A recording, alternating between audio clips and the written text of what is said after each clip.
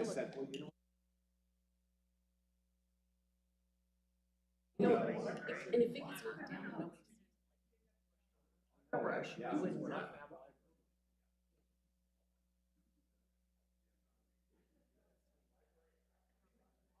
Ours is the only one that Everybody hates us. Oh, yes, everybody. We will be so better. Good, we'll take care of it. We'll take a look. Okay.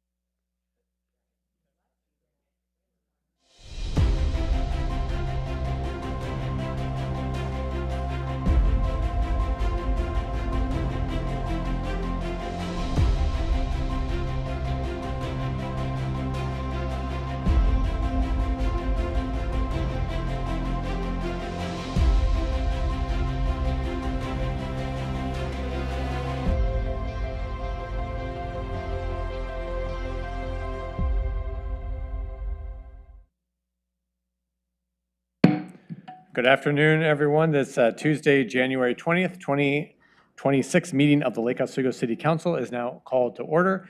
Ms. Ono, will you please call the roll? Mayor Buck, Here. Councilors Wendland, Here. Burdick, Here. Corrigan, Here. Councilor Raff is excused, Councilor Afghan, Here. and Mabu. Yeah. Thank you very much. Now, everyone, will you please stand, remove your hats, and join us in the pledge? I pledge allegiance to the flag of the United States of America.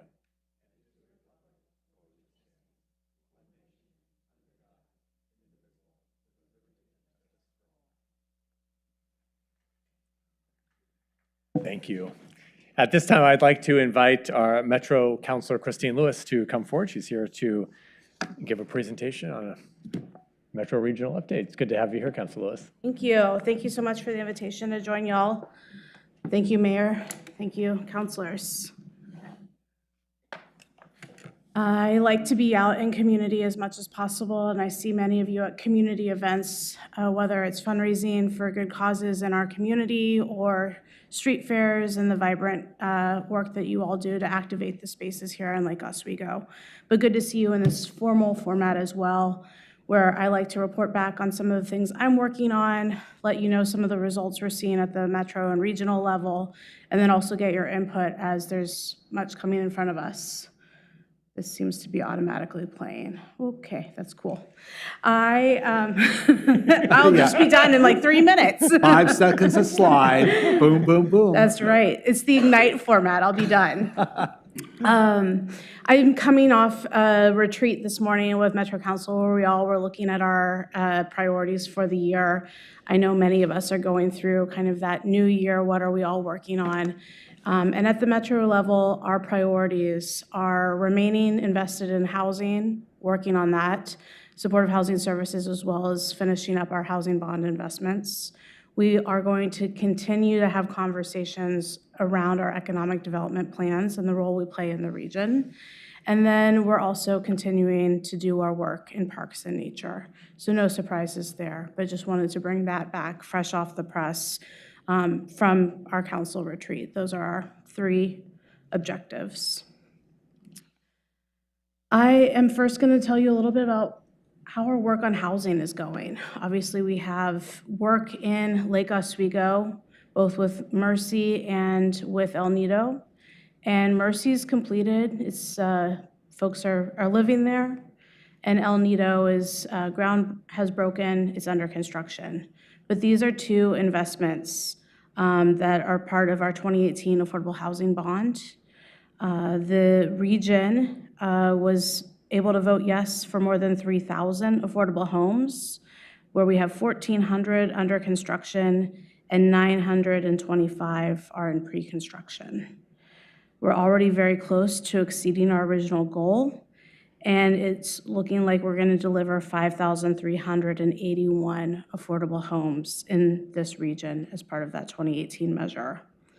And those 5,381 homes will house between 10,000 and 17,000 people across the region, since many of them are 2- and 3-bedroom family units.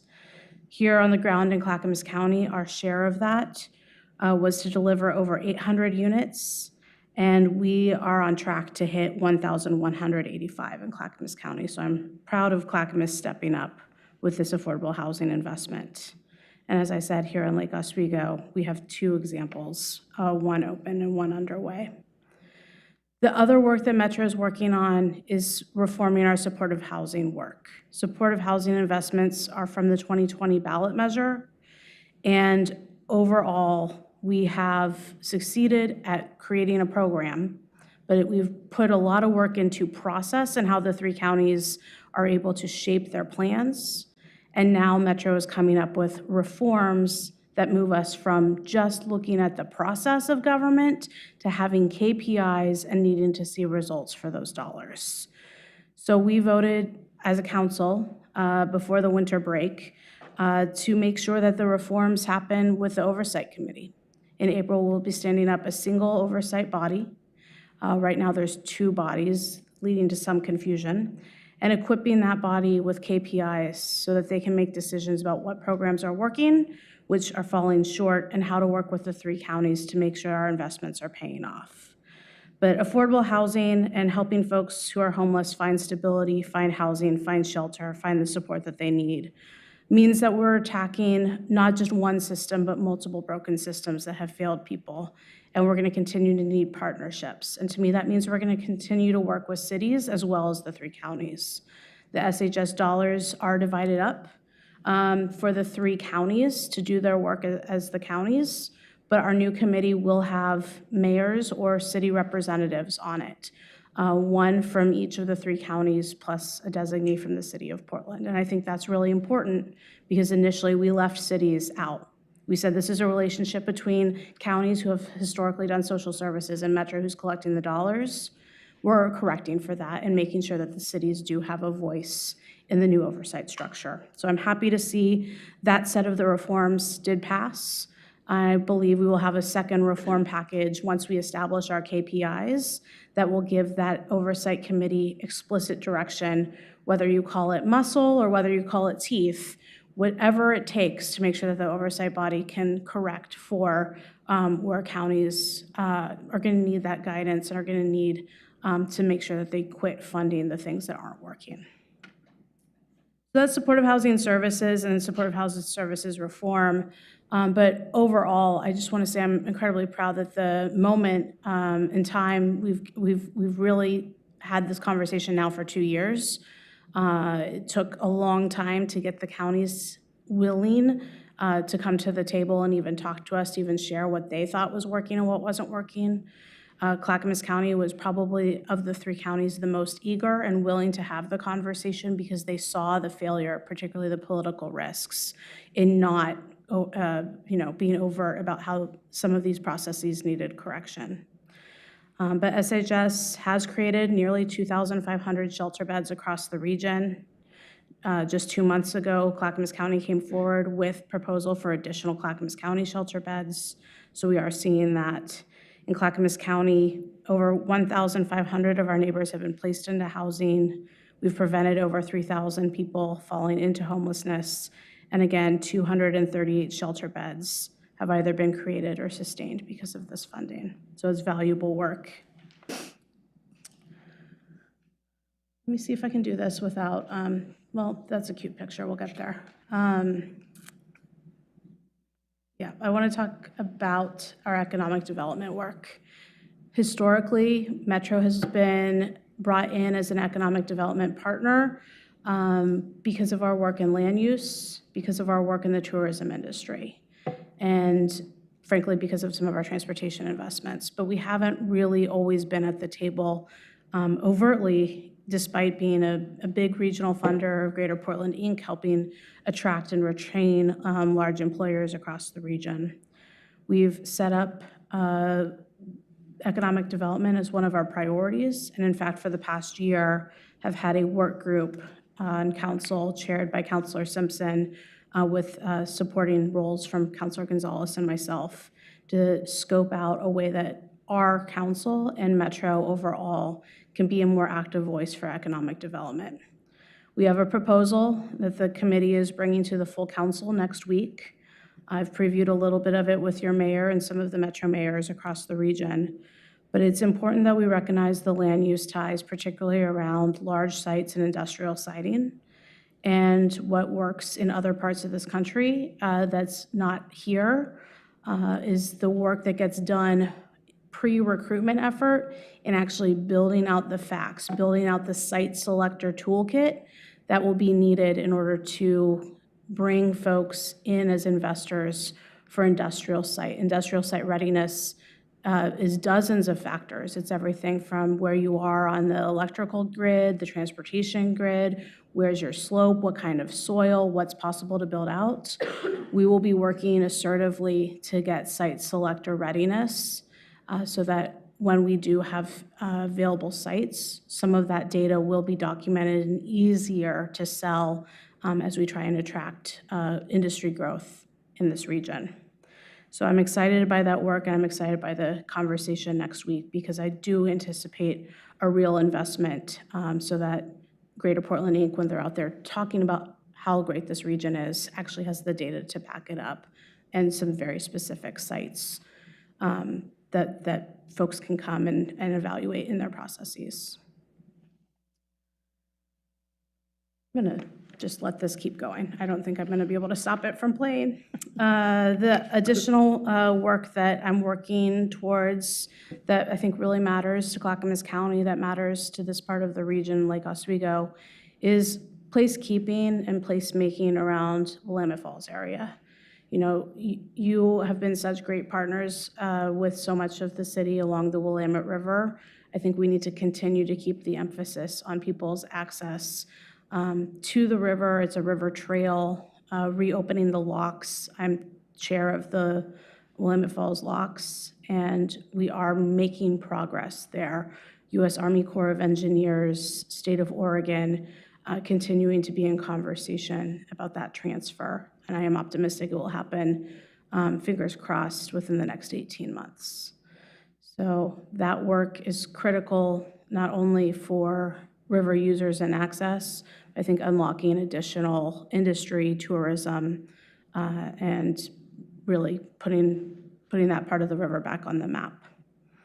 And then I have just the ability to talk about some exciting things that happened at the zoo in December. Yes, it was Zoo Lights, and we had a very successful Zoo Lights year, but we also welcomed some eastern bongos, which are highly endangered antelope creatures from Kenya. They are mountainous creatures. They live at 13,000 feet and above. They're cool looking, they're striking looking, they have these little horns. But unfortunately, they need to stay hidden for their safety. They're critically endangered, both because of habitat loss and hunting. So that's a new animal that we welcomed to the zoo. And I share that not only because I think I get to talk about a lot of heavy stuff in my work at Metro, but also because it's critical to know that the eye is not off the ball in one of our largest investments, which is voters having passed the zoo bond. And we are continuing to make progress in the campus improvement plan with at least 2 of the first phase projects already out to bid, particularly the giraffe habitat and the new Welcome Plaza. So with that, I'm going to turn to the last topic, which is transportation. With our transportation work, I believe that we are at a critical juncture here in Clackamas County and within TriMet Service District. It is imperative that we raise our voices through these cuts that are being proposed by TriMet. And I say proposed not as though they're going to not do cuts. They're just choosing how and where and when they do these cuts. But across my district, I have 6 lines that are first on the chopping block. I do think that we have a large portion of the population which sees transit go through the community, but they don't understand how integral these destinations are to making our communities work. I've got one of those lines that hits Legacy, and if we suddenly don't have a transit line to a hospital, I worry about staff. I worry about staff taking the 43 to my own kid's preschool. So I would just continue to use your voices as best you can in this cuts environment to TriMet. Outside of that, I do think we need to have a conversation that's pretty serious, that the level of service that Clackamas County has gotten isn't what we need to meet the needs. So transit, we kind of use the Southwest Airlines model. We've got one size of bus. It's the bus that's going to do all the routes, and it's great because we only have to have one barn that has all the supplies, and it has all the mechanics that know how to hit that bus. But those big buses are not always going to be able to serve our communities, particularly because of topography and because, frankly, we need more like local shuttle service or jitney service than we do just the main lines. And granted, we do need some big main lines and some major corridors with rapid bus. But in order to feed people into those major corridors, Clackamas County on both sides of the river needs to come up with a shorter bus, community level shuttle. And TriMet has been resistant to that for years. And I think we've got an opening. Metro's doing some work on a study, but I think more voices, part of that, more perspectives would be valuable. And then taking one further step back, I just dove straight in on transit because transit funding is at a cliff. There's a larger conversation about where we go across the state with transportation funding. We have projects, big projects that this region is heavily invested in, making sure that we don't take our eyes off of, in particular, the interstate bridge, making sure that the 205 in Abernathy gets completed, and frankly, that the repayment of bonds on that don't leave us at a loss or at a deficit in future transportation asks. There's a lot that needs focus, but those are the areas that I'm most concerned about in the immediate. With that, I'm happy to take questions, comments, feedback, and direction. Thanks, Councilor Lewis. Colleagues, questions? Councilor Afghan. Thank you very much for coming here and sharing this information with us. My concern is about transportation. And when we talk about Lake Oswego, all of a sudden everybody assumes every single residence at Lake Oswego has 3 cars and they make both load of money. And when we look at the data, it says otherwise. We have senior citizens, we have income limited residents, and when we look at the very high income people, they're very small. And as I look at how TriMet is cutting back on the services, it raised a red flag for me. And I feel that I, for one, I'm stuck with how do I express our concerns. And you're bringing it up, which is great, but if there's anything that we can help with, getting some attraction and attention. At least I know several of us are here for that reason, to help you support that. Transportation, we're trying to promote people use less cars and less gasoline, less this and that, but the other side is going a different direction. And I know they have their own constraints and challenges, but somehow we have to come together, and you had some very good suggestions, so we're here for you. Help us help the situation. Wonderful, thank you. I think one way is just making sure that you do submit a public comment to the TriMet board as they go through this. Second, I do think that the February Transportation Committee, House Committee, will have a transit study bill. I'm not often excited by study bills or work group bills at the legislature. I normally roll my eyes, but this one, we have to have a real conversation. There are no sacred cows. If we want to talk about what share needs to come from the fare box, what share needs to come from local, federal, I think it's all on the table for the future of transit funding. Across this country, transit is normally funded by a sales tax or a gas tax. We don't have a sales tax, and I'm not changing that in the next year. And we don't have the opportunity to use gas tax for transit because we have constitutional limitation, and the voters aren't going to say yes to changing it. So we've creatively worked on how to get transit funded in the state, and we're at a breaking point. That said, we also have a ridership challenge. We are at about 60% of pre-pandemic ridership, and some of that is there's a lot more flexibility. So you're losing out on some of your mainline commuters. But we also know that we have people who are making tough choices to spend more of their budget on driving a car because of safety concerns, whether real or perceived, they're making the choice. So we do need to continue to make sure that the bus is some place where people who have a choice want to make the choice to be on the bus. 1 out of 4 Oregonians don't have the ability to drive a car. Some of that is because of age. They might be too young. They might be so old that disabilities prevent them. But even those who could drive a car, the cost of car ownership and driving has gone up 40% in the past 5 years. So we know that for climate change, we know that for affordability, we cannot give up on transit. So thank you. Thank you. It's a good point, the way that we fund transit, too, having the largest part of TriMet's budget funded through the payroll tax, and out in our suburban community, all of the employers and then even self-employed individuals paying a large chunk of money. I mean, you start writing these checks for like thousands of dollars. You're just like a self-employed person with no employees, and chances are you probably don't use transit or have any customers who use transit, and you start wondering, and then TriMet cuts the service even further, and you're like, well, what's going on here?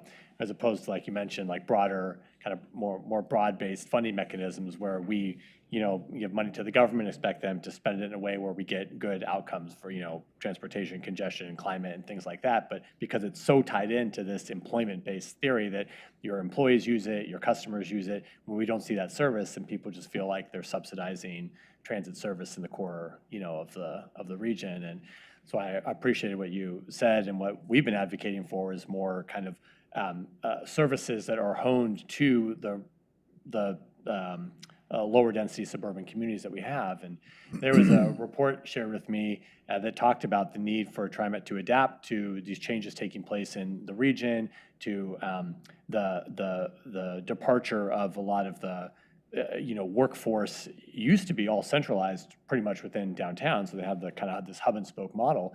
But now, it's so spread out. And reading this report, I thought, wow, well, this is exactly right. But that report was dated 1998. And it's like, okay, so, I mean, TriMet has been sitting on these trends for decades, and they have done absolutely nothing to adapt. And now they're at a point where they just have a system that is not financially viable anymore, and yet they are continuing to refuse to adapt. And you're right, we have been point blank about the needs of our communities, the needs to be able to shuttle seniors and students and others who don't rely on a car around, and they just are completely closed off to it. So I'm hoping that they, with enough input and pushback, and it's happening, that they'll, see the light or we'll have to do something because they just need to adapt to an environment that isn't just changing now, but has been changing for a long time, right? Okay, sorry, Councilor Wennon, go ahead. I second that. I was just going to say the same thing. I mean, we need to change. I mean, it's in the real world, you adapt or you die. And I think TriMet's on a death spiral because it's just, it's not working. We've made presentations or had presentations numerous times to this council about the needs of our community and just getting people locally going on a rotating bus going around town. We've heard that from the chamber, from the school district, from our seniors. I mean, it's from, we haven't heard from, the preschools yet. They can't talk yet, but they will grow up to be like Oswego people that need to get around. And I think that's a huge opportunity. And I have to say, there's a lot of payroll dollars that are coming from Lake Oswego that are funding this system, and they see no return. And so just like the commercial real estate industry in downtown is mobilizing and figuring out how are we going to deal with this, we continue to get more and more news of real estate transactions that are pretty sobering when you take a 10% valuation of a building from just 10 years ago, and that's what it's selling for. Those are indicators that we need to react instead of just cutting services. And to the mayor's point, we cut it, then we don't have any buses here. So what do we, I mean, that's not going to solve anything. But the other subject, and thank you, I have to say that you do an excellent presentation and you get us filled in on all the different things that we need to know about.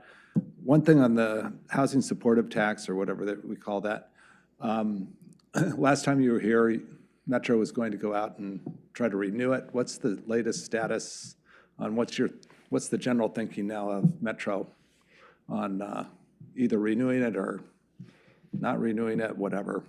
Yeah, I would say there's general consensus amongst council that we would like to see it renewed and not sunset, but we also know the general temperament of the voters is not to renew it anytime soon before we have really shown more success.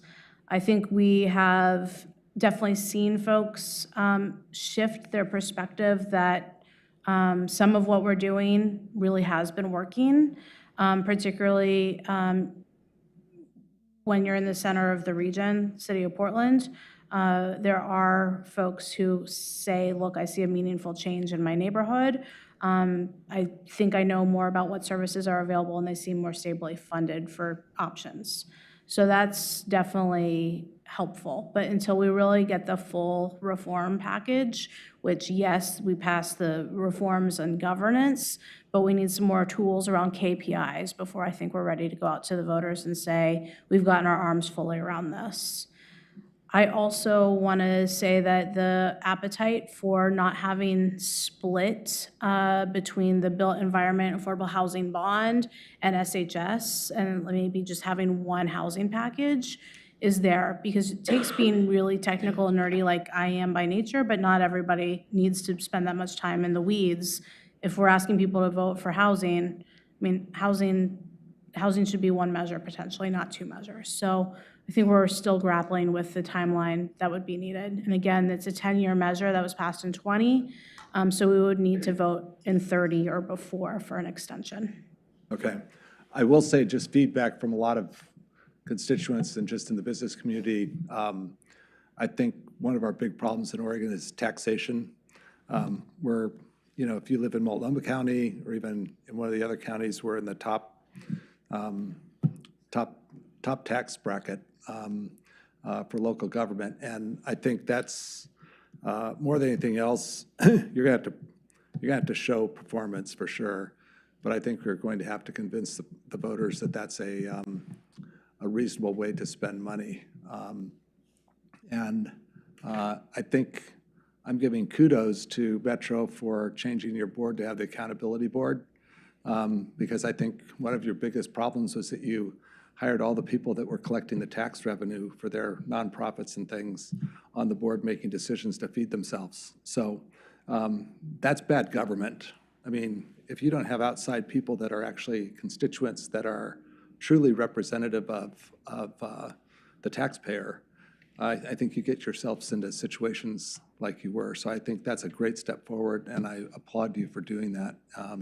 I just think it's going to be, we have to be cognizant as local people, metro people, and even state people on the gas tax. I think was a pretty big wake-up call to all of us to say that people are, hey, we just can't continue to raise taxes without having benefits or choices to say, great, I mean, yes, we need money for transportation, so maybe we need to take it from somewhere else.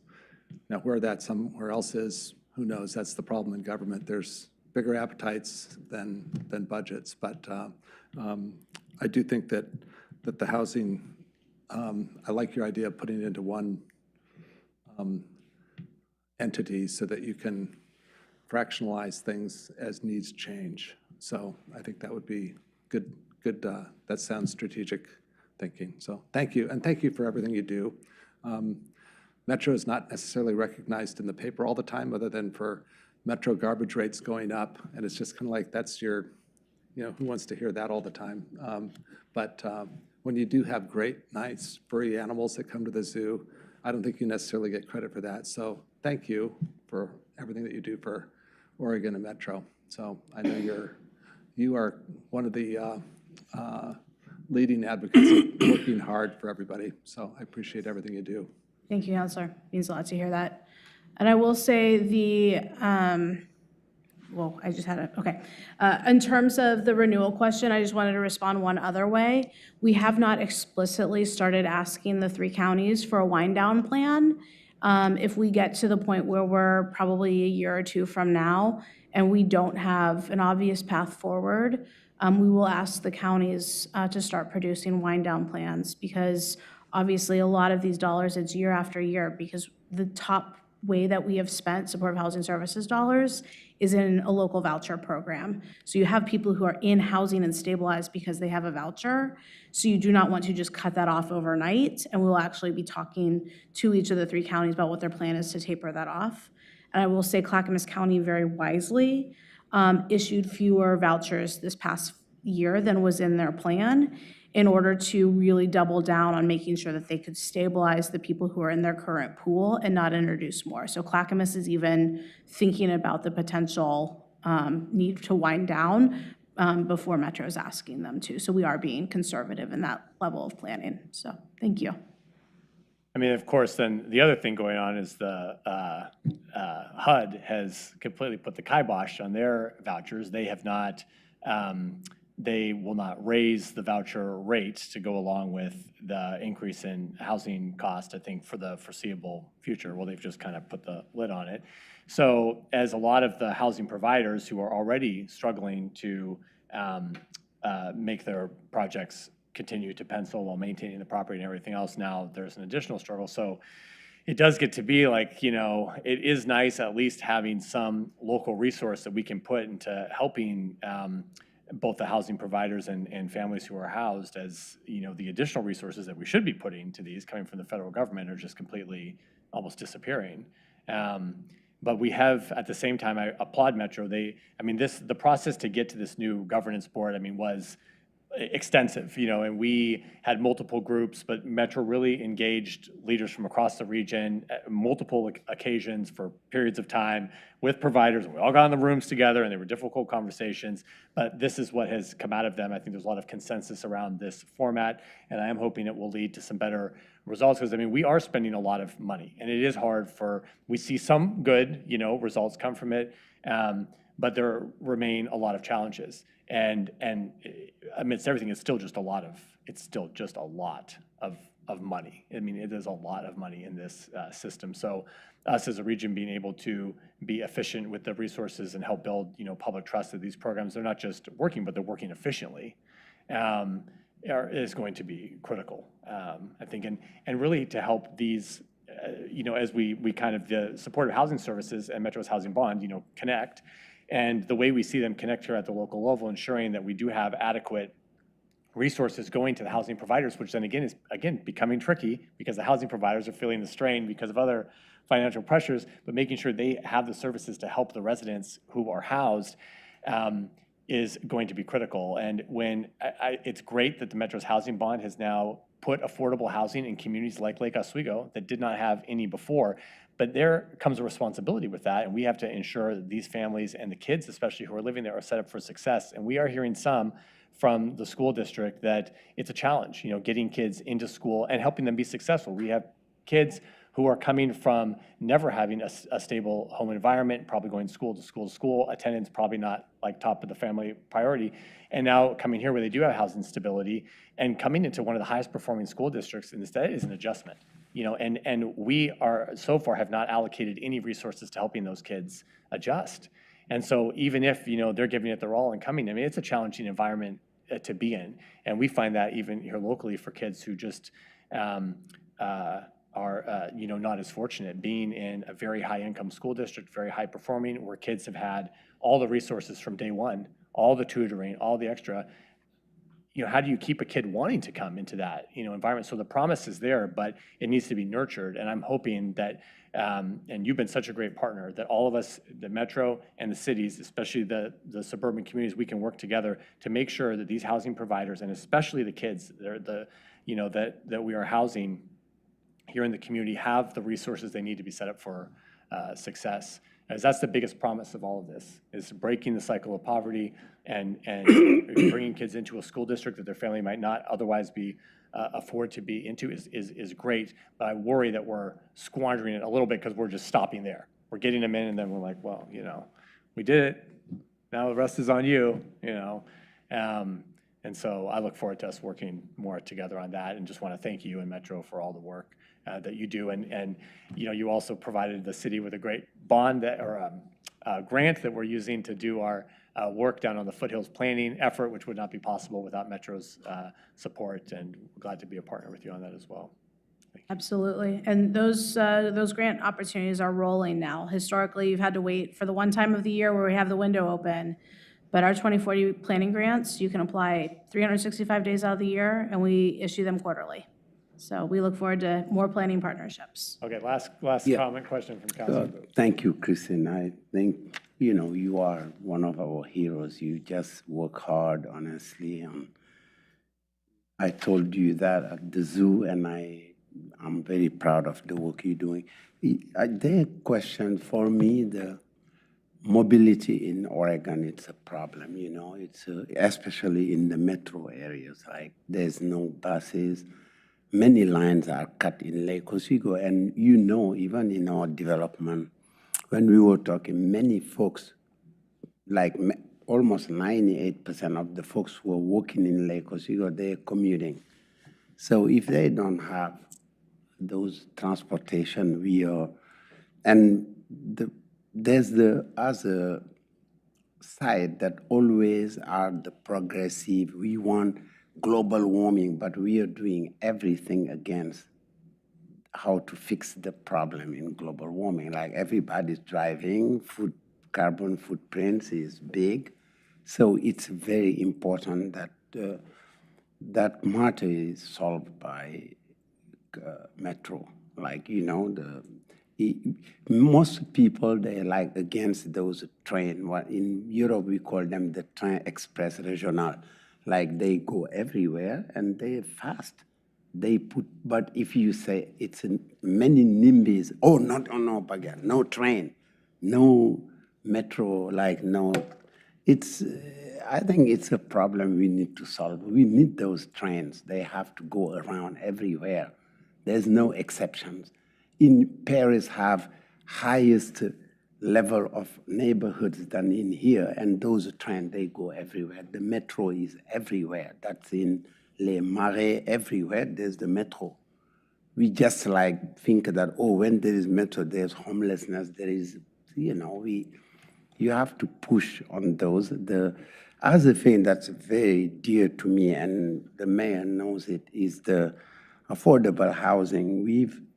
What we've noticed about that is there's a problem between housing and mental illness. Like you cannot, and today I heard the president said that he's going to build now asylums, but maybe his concept of asylum is not my concept, but we need mental health structures, hospitals where people who are suffering mentally can be, sheltered and taken care of. You cannot have housing with children going to school with people who are not really, and they're not receiving any care. It creates a problem. We started having them here on the Greenbrier. It's better now. But our fear and the neighbors' fear over there in El Nido is we need to work together. We just cannot build the housing and say this is what it is. And not everyone can live in those housing. And it's something that Metro has to be very clear about. We can't, and it's a kind of taboo that people should not talk about it. No, there are some folks, they cannot live in what we call those affordable housing. First of all, they're going to create a lot of disruptions. Second of all, their case becomes worse and worse.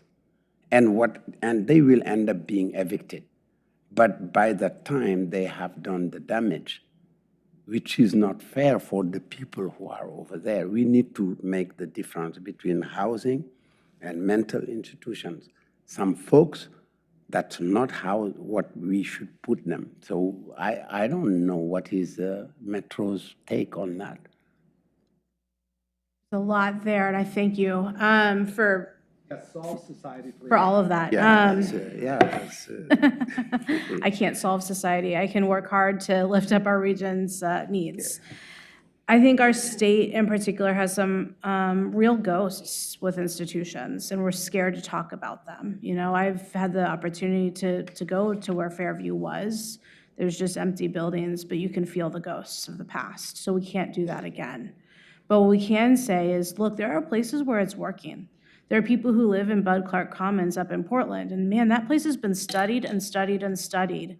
And there's only 100 and something people who live there. With the amount of money we put into studying it, we should have just duplicated it because it's working. And the people who live there, it's not a landlord-tenant relationship, right? They are bought into a program, and they get housing, they get stability, and they get all that stuff that surrounds them, like housing and the supports, because they participate in that program. So we need to definitely put it on the table that there are definitely some folks who their housing needs are going to be met because they are part of larger programs that address some of the base concerns. That said, there are a lot of people who will be able to find success and stability in housing, even if they have a barrier, if they have adequate support. And the amount of support that's needed is not somebody coming by and knocking once or twice a month on their door and saying, everything good, you paid your bills? There are some people, it's assertive engagement multiple times a week, some people maybe even multiple times a day. But we haven't been tracking what I would consider or call dosage of delivery of services. You're either with services or without, and we don't track the granularity and what that investment means. And so you have some programs and counties where you have an amount of money that's expected to be used for supportive housing, and that's the floor. And then you have other counties where there's a ceiling. And the amount of money is frankly very close to what Clackamas County considers a floor as to what Multnomah County assumes is a ceiling. So I think we've got to really say, if we are trying to invest in somebody getting regular services, regular check-ins, it cannot just be once or twice a month. If somebody's going to be engaging, they got to do it more often. An incomplete answer because I can't solve all of that. No, but thank you. You've raised a very provocative issue that we need to do more. Clackamas is doing more because of how the positionality of the housing department is within HS3. So it's not siloed from mental health. So you're not in the government spending a lot of time shuttling between two departments that are siloed. So you can't actually work on co-occurring policy or program. Councilor Lewis, thank you very much again for taking the time to be here today for the updates and for your engagement with us. We appreciate your good work and your partnership. Thank you, Mayor. Thank you for the time on the agenda. I am always open, email, phone, carrier pigeon. I look forward to talking to you soon. Thanks, Councilor Lewis. Folks, next on our agenda is the time we have set aside for public comment. Is there anyone here who would like to provide public comment? Ms. Ono, did we have anyone sign up for public comment? Do we have? Sir, here, please come forward. Oh, no, you're fine. Just hand your slip, and then please just have a seat, and you'll have 3 minutes and introduce yourself. We're glad you're here. First and last. Poor handwriting. Nice to see you all again. I'll wait. Yes, Kim, we'll sorry. start it here. What's your name? My name is Matt Johnson. I'm a resident of the southwest corner of Bryant neighborhood. Thank you so much, and thanks for the opportunity to speak again today. Good to have you. Yeah, so my name is Matt Johnson. I live in Bryant, and we have 3 children, all of whom are behind me in the back. You might see them. They're behaving rather well at the moment, so we'll be quick. There we And I'm here on behalf of the Lake Oswego Swim Club. And it's where all but our youngest are members currently, and she's hoping to be one soon. And I've been here before, so I hate to be a broken record, but it's again around the swim club's use of the LORAC. And I think an opportunity we have to find a win-win. The LORAC's a wonderful facility, and we're grateful that the city's been there to establish it. But we feel that the rules of the LORAC are a little bit too stringent, and they don't enable as many opportunities for swim meets and swim club training programs as there once were in the old, where the Lake Oswego High School swim area was formerly. And now it's causing quite a bit of logistical challenges and otherwise. So what we're looking for is just an opportunity for the LORAC to adjust its rules to accommodate more things like swim meets and more planned training opportunities for the swim club, which will enable even more of our youngest citizens of Lake Oswego to participate in the swim club. Right now, there's a backlog of about 60 kids awaiting to be joined the swim club, and the reason that they're not is because of the constraints that they're facing with the LORAC. So if we can accommodate more folks or more swim planned training sessions at the LORAC and some swim meets, that will be able to accommodate more members of the swim club, and we'll be able to train more kids on how to swim, which will, of course, improve our safety because, of course, swimming and drowning is a leading cause of accidental death amongst kids 1 to 4 and 4 to 14, as you may have heard in the past. So those are great opportunities to improve our safety overall for our youngest residents. So that's the first reason why I'm here, and I think there's an opportunity there, and our needs and appeals are similar to what you all say from the Lake Oswego Water Polo Club too. So I think there's opportunities for all of us to find ways that we can accommodate all residents of Lake Oswego from that side of things. And secondly, I would love to ask the City Council to make an appeal to our wonderful Lake Oswego Police Department to increase the amount of traffic enforcement that exists here with the city. I'll speak on behalf of the street on which my children pick up the bus, which is Rosewood, again in the southwest corner of the Bryant neighborhood. Adjacent to Rosewood is Lakeview, which has speed bumps and it's curb streets, or it's a curb street with sidewalks. Ours doesn't have those. It's a little bit more of a rural traditional road that one might have seen in Lake Oswego in the years past. As I take Waze often to get from one place to the other, it will often route me via Rosewood, which is a residential street as opposed to a more prominent thoroughfare like Boone's Ferry or Lakeview as an example. Excuse my children. What I see as a result are people that fly down Rosewood, especially after being frustrated by being held up by a train or something to that effect, where there's not as many protections, not curb streets or otherwise. So last time I talked to the police department is a bit ago. They only had a few officers on traffic enforcement. It feels like there's an opportunity to have a few more there. I'm not saying that it should be a revenue opportunity, but I think it could be cost neutral if enforcement was as strong as the number of officers there. I'll defer to their expertise on that. But also just improved enforcement from that side of things. And I think there's, in addition to Rosewood, there are other streets that also, I think also fall into this. Burma is an example, Upper. Thank you. I don't want to cut you off, but your time has expired. We thank you very much. Police Thanks. captain is here, and he's taking in all of your input right now in real time. Thank you, Mr. Johnson. Is there anyone else who would like to provide public comment? Okay. And we're going to move on to the consent agenda. We have 2 items on today's consent agenda. Resolution 26-02, this is an intergovernmental agreement with Clackamas County, and 2, a public improvement contract for the Carmen Drive Sidewalk Project. Is there a motion to adopt the consent agenda? I move we adopt the consent agenda. All right, the motion's been made by Councilor Corrigan and seconded by Councilor Boop. All those in favor say aye. Aye. Any opposed? All right, motion passes 6-0. I'll point out that if you noted on that Carmen Drive sidewalk project, we had like 15 bids. Yes, I saw the Very bid. Yes, engineering, yes. Very Really good, good huh? to see. Very good. Were they lower than they, oh, good. Then Great. Yay. Okay. Well, we'll get into this here. Okay, next item on our agenda is a public hearing. We have a consideration of ordinance 2964. These are code amendments to update the use-specific standards for home occupations and to create regulations for urban agriculture.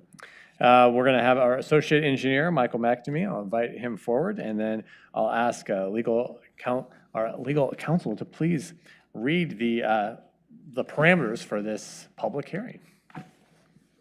Mr. Toyan. We will now open the legislative public hearing on ordinance 2964, starting with a presentation by staff. Testimony will then be received by the public, subject to the time limits set forth in the agenda. And I'm now going to ask and pause if there are any financial conflicts of interest for the counselors. Please say so. No. Hearing none, we are ready for the staff report. Thank you very much. Hi, Mr. McNamee. Hi. Okay, good afternoon, Mayor and Council. I'm Michael McNamee, Associate Planner. This is a public hearing regarding a proposed update to the Community Development Code regarding home-based businesses. Today, I'll talk the Council through the proposed changes and staff's recommendation. So to start, let's talk about the process so far. Enforcement staff first discussed this with the Council back in June 2024 as part of a larger study session about code enforcement. One of the issues discussed at that session, which became the focus of this project, had to do with an existing zoning requirement for home-based businesses, otherwise called home occupations, that is neither clear or objective, and how it might improve the code to replace it with more clear and objective standards. This project was formally initiated in January 2025. Since then, the Planning Commission has held 3 work sessions, and City Council has held 2 study sessions. At the Council's first work session in April, we discussed possible code concepts. Prior to that discussion, staff had also sent a survey to every home occupation owner licensed with the city to better understand their needs and level of understanding of existing requirements and proposed new concepts, the results of which were also discussed with the Council in April. As part of the survey, excuse me, and other feedback received, staff identified a potential need to create a new agriculture use, which was discussed with the Council in October, along with refinements to the proposed home occupation code. The Planning Commission held a public hearing on this item in November 2025.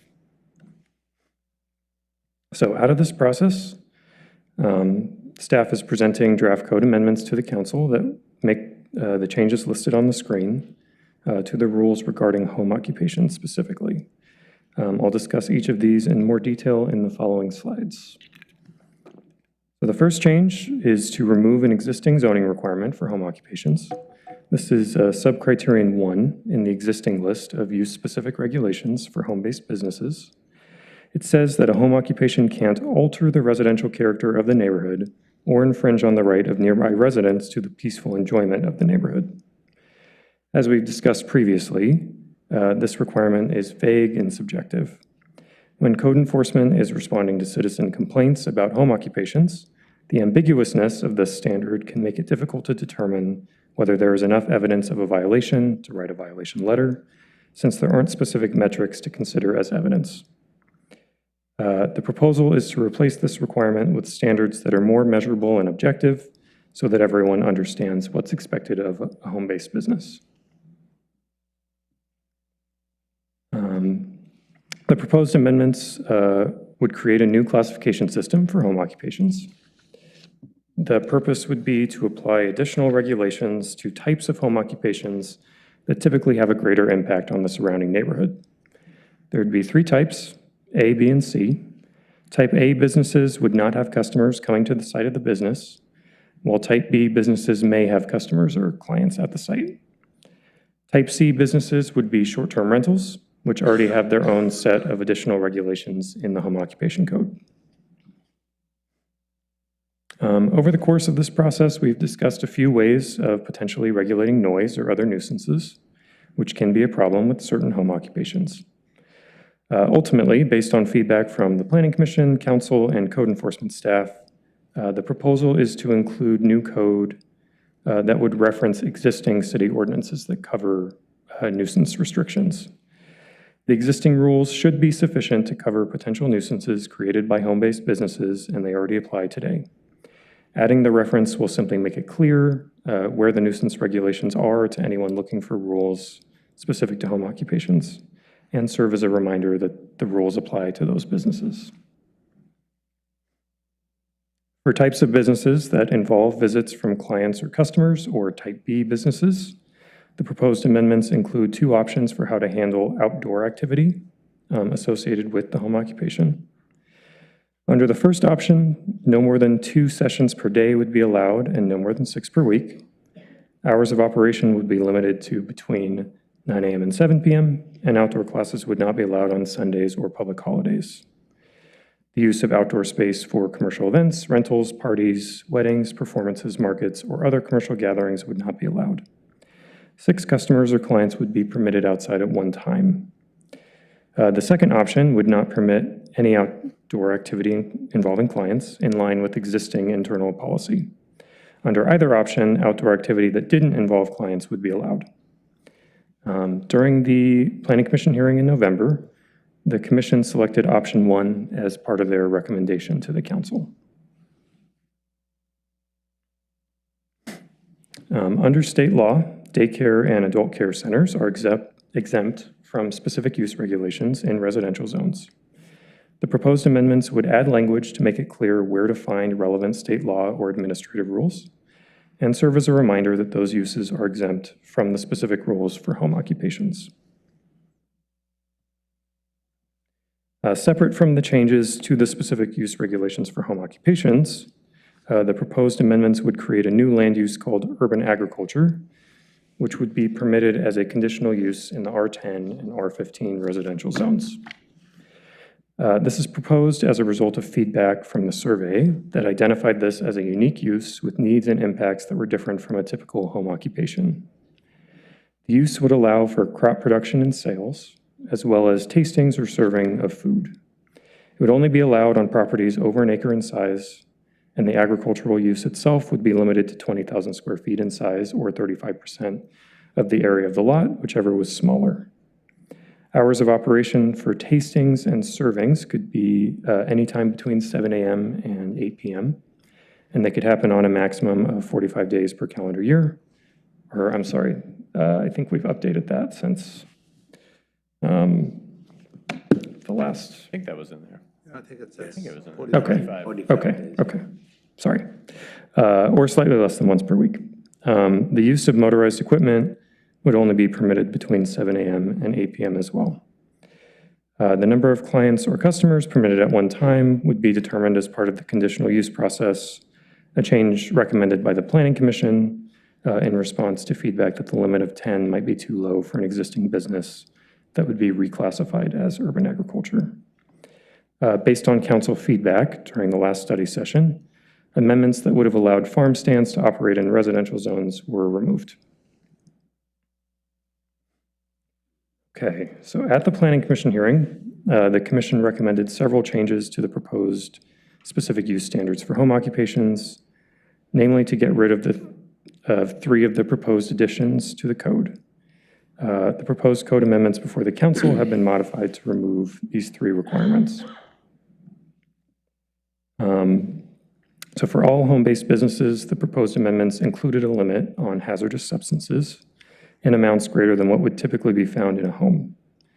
Regulations on hazardous substances are covered by fire code, but not by the zoning ordinance, which has made it challenging in some circumstances for code enforcement staff to enforce on home businesses that have excessive amounts of hazardous substances.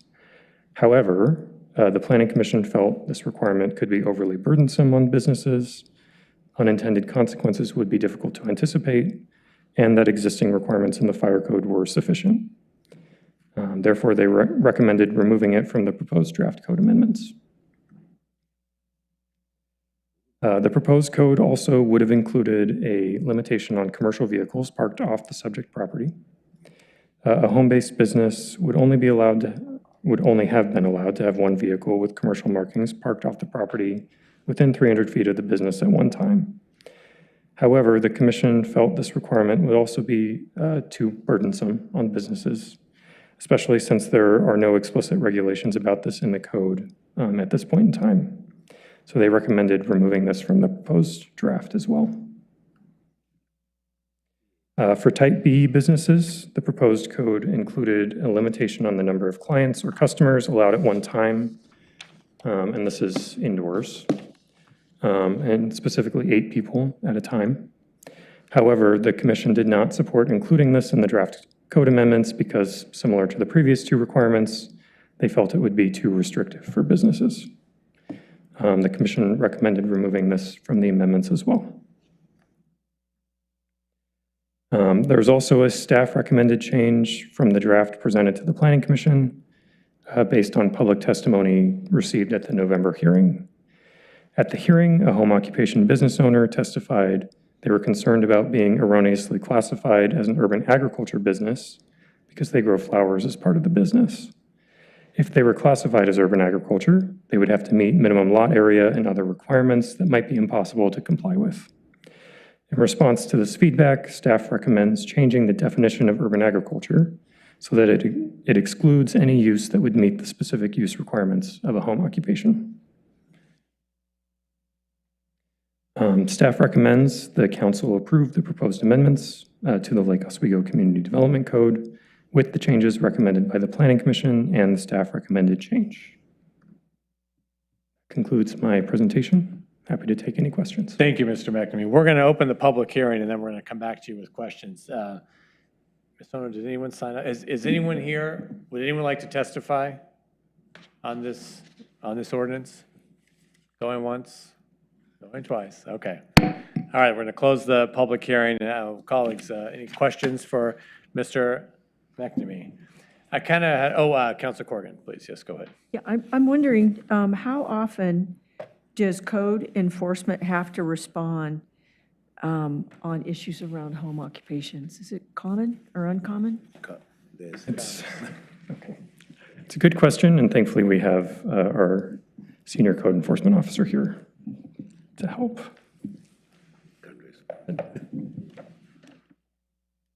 Hi, good evening. I'm Bill Youngblood, the Senior Code Enforcement Specialist for the city based in the Planning Department. There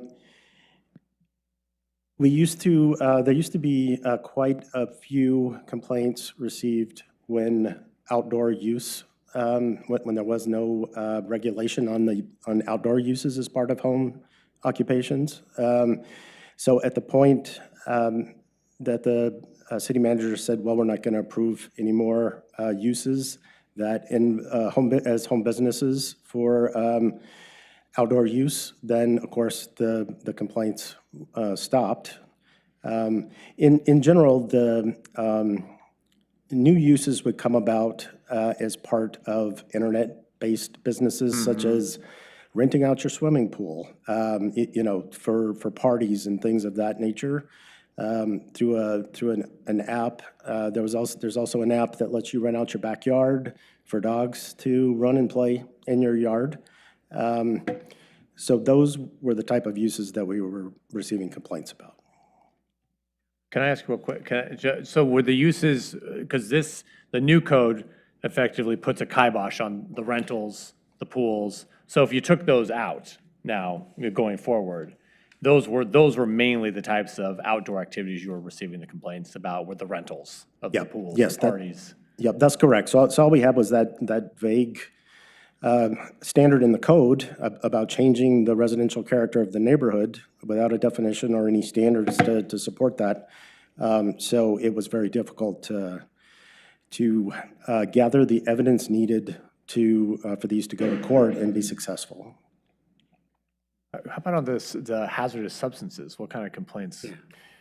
So there was complaints received about a person who had a space for their welding business. What kind? Welding. Welding. who then, because of financial constraints, tried to do it from his garage.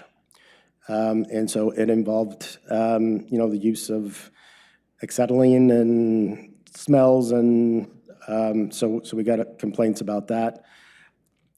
What we started in this process is code enforcement staff did a list of complaints that we had received from persons about home businesses. So it wasn't that they were valid complaints or not valid complaints, but just complaints that we had received from home businesses. So we just thought that would be a good place to start this process of saying, here's all the things that we have heard from our citizens as far as complaints for home businesses, and went from there. So that and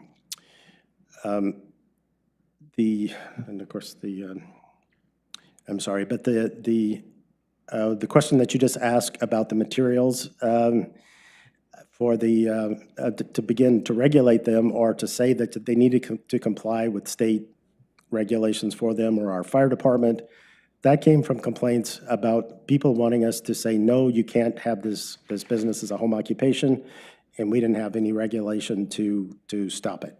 So. Okay, specific to these hazardous materials. Hazardous materials, thank you. And are we hearing from you that it's not enough just to say they're in, because we just went through this revision in the code around hazardous materials and storage for businesses.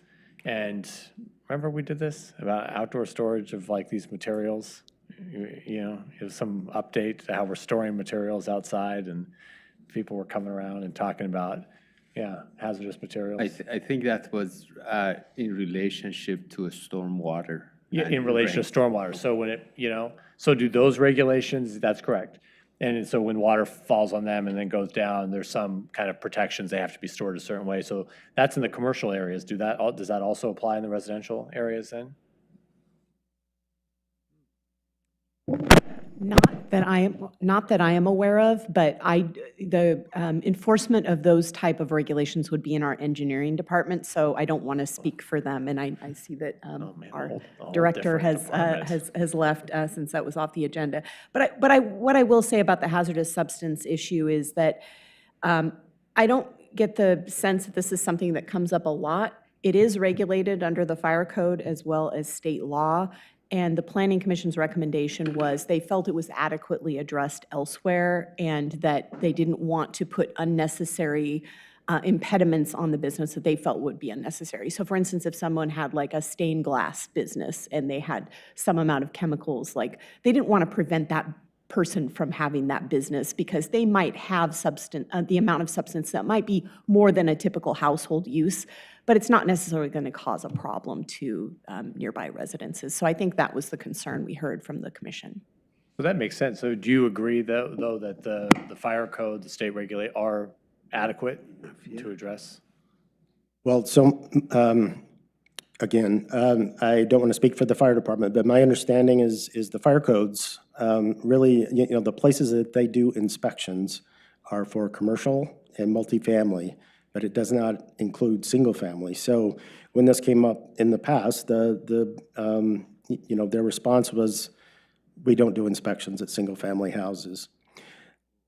Again, I think this has come up once since I've been here for 17 years, so I don't think that it's a terribly pressing problem, but it is something that did come up in the past that we weren't able to address. The neighbors were not happy about our inability to do that, and so it was added to the list for consideration. No, that's it. No, it's great. That was your only, okay. Well, I have one other question, though, but I'm not sure this is for Mr. Youngblood. About the urban agriculture and farm stands, we're talking about, we have pretty prescriptive ideas here. I'm just wondering if we have any problems, if we've seen any problems with the agricultural operations we have in town, and what's the activity pattern actually like? Because this is a lot happening, the way that we laid it out. I'm just wondering what we know about it. I'm not sure who the person to address that is. So as far as I'm aware, we really only have one example of a business that would qualify It's a winery. And so part of the reason that it's laid out the way it is to kind of give them allowances to do what they're doing now, which is when we came to the council before, that was kind of the direction that you all gave us. It's also partly based on a use category that the city of Portland has called market gardens. So a lot of those regulations came from there as kind of a starting point. As far as the operations of the existing winery, so they do offer tastings and seasonally, and they do also grow grapes, wine grapes on their property. And I don't know if there's any much more detail I could give you. But yeah, that's kind of where that's coming from. I would just add that they've been operating without complaint. And one of the things that we wanted to make sure is that by adopting these standards, that we weren't making this existing business that's been operating without complaint for quite a while, we didn't want to make that illegal. So the way that the standards have been drafted is they would sort of be grandfathered in under their existing use. And then if they ever wanted to expand or sort of change the use, then they would have to come in for a conditional use permit, but they wouldn't be required to come in and get a new conditional use permit. But it would allow the opportunity for other businesses, because it's a conditional use, or agricultural businesses, and because it's a conditional use, it'll require a public hearing. So it'll be an opportunity for them to consider what the potential impacts are, for people to provide testimony, and determine whether or not it's compatible in the neighborhood based on the existing conditions. Seems like a reasonable way to handle it, yeah. Okay, Councilor Afghan. Thank you, Mr. Mayor. Continuing on the urban agriculture, that single business, based on the upgrade that we are doing, do they have to do anything different if they were not grandfathered in? So are they larger than 1 acre? Yes. Are agricultural use also limits in size maximum 20,000 square foot or 35% of the lot? They would meet that, yes. Okay, so if they were not grandfathered in, this requirement does not impact them at all, correct? As they're currently operating, and I've discussed it with the business owner, as they're currently operating, no. Okay, thank you. I just might add that if we didn't allow this as a new use, then they wouldn't qualify as a home occupation under the new home occupation standard. So that's why we're carving this out. So Okay, I don't know if I understood. misunderstood your question, but Understood, yes. if we did nothing, if we didn't have this, then they wouldn't be allowed that use. Understood, thank you. The other question is going back to the complaints that we were talking about. I don't want to lead you to a specific area that I'm thinking, so I'm going to ask the question in general way. If we were to categorize these complaints that I think you said they were mostly outdoor activities, what type of complaints were there? So the complaints about outdoor activity occurring was noise, parking, frequency, because some of these involved large groups of children or others showing up multiple times a week. Okay, thank you so much. Thank you, Mr. Mayor. Thank you, Councilor Afghan. You know, the Planning Commission did a good job going through this, and I think there's some good, edits, and especially on the kind of closing that loophole, if you will, on the farm stands, urban agriculture piece. I think it's really good. We're kind of punting some of we are trying to just add objective standards to what was previously a very subjective standard, but I don't think that this council wants to lose the intent of that standard, which is to preserve the residential character of the neighborhoods. And if there's a way to allow, which of course we have, and there are hundreds and hundreds of home-based businesses causing zero complaints for many, many years, decades. Okay, so let's just make most of these, you don't even know that they're there, and that is the point. You don't want to know that they are there. As people don't want to live next to a chemical depot or, I mean, and it's tricky because that's why it is a neighborhood. The fire department doesn't inspect it, because it's a residential zone. So I think we have to somewhat respect some of the limitations that exist in the way that a residential zone is regulated, the way that it's built. I mean, it is built for neighbors to live in community, not necessarily for one of them to also be operating higher intensity commercial enterprise, right?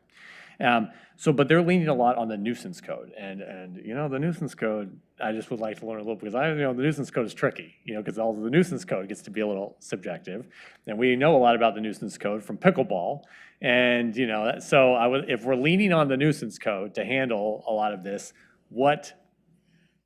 how reliable is that going to be? So we talk about noise, that's one thing. So what are the nuisance standards that, and is there really anything to that? Or is that just going to be another subjective, challenging space that we're going to be in?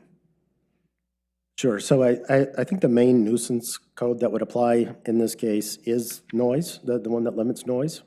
So, and it calls out some uses for having specific times that they can occur during the day. And generally, they stop allowing like party noise or amplified music around 10 p.m. And construction noise, is you can start at 7 a.m. in the morning, and you need to finish, depending upon if it's residential, commercial, at 6 p.m. So it provides these limits on when certain noises can occur. And it also allows it to be open to where if, we don't have decimal levels as part of our noise ordinance. So we have to use other characteristics of the noise to decide whether it is a reasonable noise that's being generated. What is it, loud and unreasonable? Unnecessary. Right, that's Not objective. Yeah. Yep, so our city attorney's office actually has provided some really good analysis on, that we use repeatedly to determine if a noise is unnecessary. So, and I actually think it works well, or has been working well. But what that would mean is that if you had home occupation use and you had a use that was occurring outdoors, that would really need to be, past 10 p.m. before it to be considered an unnecessary noise. because any of the noise would be, so you're teaching beginner trombone, let's say. Yeah. And for groups. Until 8. Yeah, imagine that. Yeah. Yeah. Beginner, yeah, you want that? You want some beginner trombone? Yes. Yeah. So I see, because it's necessary that's what they're teaching, beginner trombone. The neighbors be like, oh my gosh, this is awful. This cacophony, It's like, well, it's 9 o'clock at night, so give them another hour. Is it, I don't think it's a helpful response. It's Right, I mean, the nuisance code is just, that's why I think some jurisdictions, what typically use as kind of because we're trying to gauge the intensity, to have and I see the planning commission has removed, all, you could have 100 people at your home, but there's no limit, right, to the number of people. Do other jurisdictions typically set some kind of visitor limit with home occupations? Is that the more common? Pretty common throughout the metro. Usually not the way that we have set it up, where we have a limit on the number of people at one time, but that was done at the advice of code enforcement, because it's easier to enforce. Typically, what I saw when I was researching other ordinances was a limit on the number per hour, or the number per day, something like that, but it's pretty common. Okay, which makes sense, because that is there's probably no perfect way to do it, but that provides some kind of proxy for the intensity to mitigate all the other things that we're concerned about. One trombone, you can probably deal with. 50, it's a lot of trombones. but have you had any Trombone complaints. trombone complaints? No, but Really, it's the outdoor activity part that really you're focused in. Have we had a lot of indoor activity noise complaints, other than the typical things like the kids are playing the stereo too high, or the parents now? Right, so if it's interior, the complaints we've received is typically folks that are doing small classes. So either weight training or, you know, some instruction that they're providing. They're doing it inside the house, but they have the windows open because it's nice weather, and really we're talking about the summer months. And so the neighbors complain that they have, it's typically music, sometimes amplified voice, but and then with the, you know, if folks are having those classes outdoors, then it's,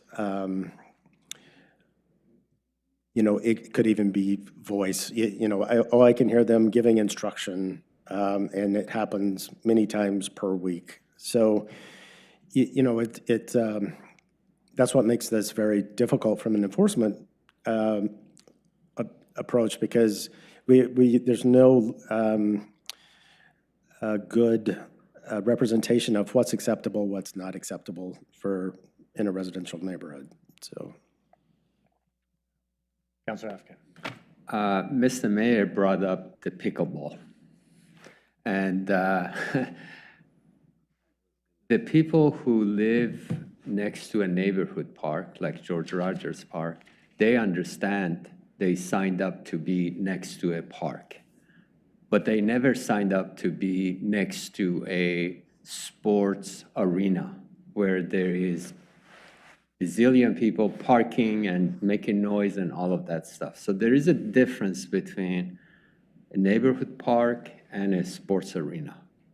If I take that concept forward, if I'm living in a residential area, I am in a residential area. So I never signed up to be next to a neighbor that has exercise in the backyard with the music that goes on maybe 2 times a day for 2 hours, right? So I'm trying to articulate what's in my head so I can ask my question. So with everything that you have shown us and send in for our information to be able to vote on this tonight, how are these addressing the noise level, the parking issues, and the frequency of having a neighbor that gets paid to make noise where I am living next to them? Am I making sense? Mm-hmm. So I think I saw some frequencies there, but still parking and noise is still my concern. So yes, 7 a.m. to 9 p.m.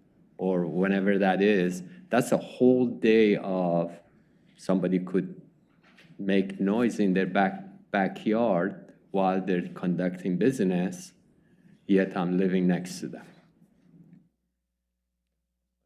Bring up the slide that shows the limitations. Bands outdoor. It's Yeah, so it's 2 sessions Option, per day, yeah. for 6 per week. right, so these would be the limitations. So it wouldn't be like someone could do this all day, every day, 7 days a week. So there are limits, but it does allow some flexibility for businesses to have some outdoor activity. So that would be the noise, but we don't have noise level criteria. That's a challenge. And then parking. Right. As recommended by the Planning Commission, we originally had a restriction in there in the amendments that you saw during your last study session. And the Planning Commission just felt like we were adding more and more restrictions to businesses and taking away their ability to do business, because we don't currently have any parking regulations, right? And so they felt that it was adding a new restriction. But we did actually have that in the original amendments. And can you remind me how many cars were? Well, we never regulated the number of cars, but we indirectly regulated it through the number of people that could be there at once. Oh. So that was, we had settled on 8 for indoor. We do still have a limitation for outdoor, and for some reason it's not on the screen, but I think it's 6. Yes, classes of 6 or less. Well, we did have a parking restriction for the number of vehicles. Yes, but it was for commercial vehicles. Right. So it wasn't for client vehicles. Correct. Separate thing. Yeah. Thank you. Councilman, Yes, I mean, I agree that, maybe we should bring back pickleball in the houses, so. Bring it back to every Yeah, backyard. to every backyard, so it would be fun, like we can do like 2 hours. Yeah, Yeah. I think we're gonna bring it to your backyard Oh, yeah, for a I test would host case. it. I'm just saying that sometimes neighbors, it's like we have to be good neighbors in both ways. For example, for childcare, I did that. My last day, like actually I worked 8 years in a house, like a home family daycare center. Neighbors, the problem, oh, our kids are in danger. No one is going to come. People who are they bring their kids. They're not going to hurt your kids. There's sometimes some stuff that are not reasonable. And you should tell them, and I'm glad you tell them that these are outright permitted by the state of Oregon. You can't. You can say whatever you want. People will have child care there are many in Lake Oswego, and they contribute to the development of our community. We have a child care crisis.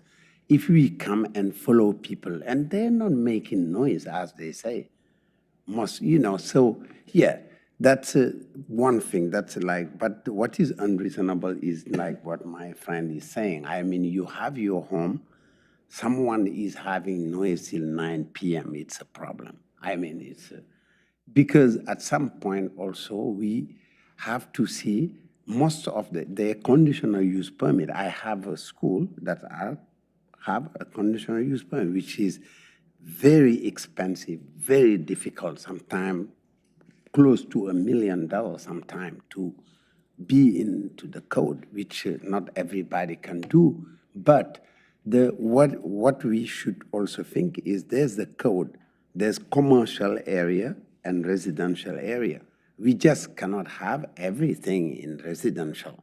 There are things that are like, we just say, okay, for example, you cannot have a nightclub. You can't have a nightclub and say that, okay, I'm having people come in my home. It's big. I have a big home on the lake. You guys can come. 8 people even is too much. no events, that's already on. Yeah, okay, yeah, that's it. Yeah, but I'm just saying that we need to, I think planning did a great job on, like making sure these are things you cannot do. The 8, I don't know how about 8 people at a time coming to, for example, doing jazz, or like you make me jazzercise.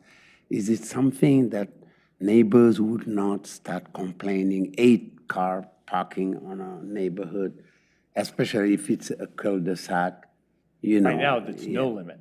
Yeah. Yeah. No, yeah. They've recommended no No, limit. yeah, but the recommendation is 8. No, the recommendation is no limit. Right. For indoor activity, right? Oh, Yeah, I think we need to come up with some Yeah. limit.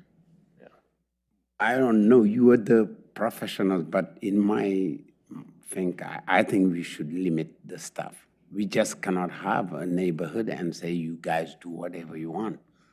Because, the Lake Oswego is zoned like the commercial zones and residential zones and industrial zones. We just as well just say, there is no zoning. But yeah, and the other thing we keep in mind is that, we, in the commercial zones, we plan for that type of intensity, right? We levy system development charges on businesses to mitigate traffic impacts.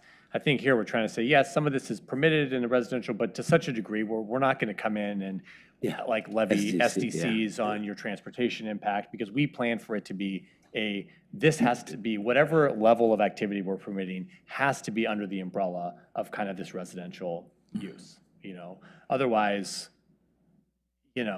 Otherwise, we're not setting our neighborhoods up for success if we're planning now an extra 50, 100 trips per day at one particular property. You know, it's not set up, it's not safe for that, it's not what it's made for, it's not what it's designed for, it's not what people's paying for, and it's just not equitable. It's kind of becomes a loophole, and you could run anything, really, you know. Okay, Councilor Corrigan, please. Then Councilor Wynn. Okay, so I'm coming from the place where I am way more concerned about being overly burdensome on residents in residential zones, not the other way around. This group was really opposed to the idea when we had to start with our HPS of even getting involved with changing zoning in residential areas, thinking that was an incursion on people's homes. And I'm kind of looking at these and feeling like these are sort of a backdoor to doing that. And I would like everybody to think into the future a little bit. Now, I would also like to say the future is here. Look at Second and E. Look at those 16 cottages over there. Think about how these standards would affect those people who eventually live there someday. And I don't think those are going to be the only ones. I think we're faced with a future where we are forced to increase our density. So the future is now, and I think we need to think very seriously about those impacts. So along those lines, I would say I do not think we should be allowing outdoor activity for starters. And I think we need to think very, very carefully about the impacts. Well, here we go back to Second and E. What about the impacts of parking of people who are going to be trying to do home businesses there? They already going to have a really difficult situation with parking. And this was so out of our hands. We tried to do whatever we could do for them. We couldn't even save a tree. So I think if we set up these standards that will make it more difficult for that situation, I'm concerned that will come back to haunt us. I don't see why we need to have commercial vehicles allowed to be, an unlimited number of commercial vehicles parked off the property. I think that's what our commercial districts are for. That's what our business zoning is for, and I think we need to use those. The other question that I had, I'm not really sure if this is an off-the-wall question, but since I got the floor, what about cannabis and mushroom cultivation as we're talking about these agricultural things and home businesses? Where do those, is that handled another way? Yeah, it's already not permitted in Lake Oswego. Even though it's legal in the state, we don't let it happen here. The standard, current standard is marijuana facilities and psilocybin service centers and psilocybin production are specifically prohibited as a home occupation. Great, thank you very much. Okay, thanks, Councilor Corrigan. Councilor Wynland. Well, I go back, I mean, personally, I was okay with the original language in our code that basically said, let's try to be a peaceful enjoyment of the neighborhood. I mean, the part that we're taking out, and I totally get it from an enforcement standpoint of view.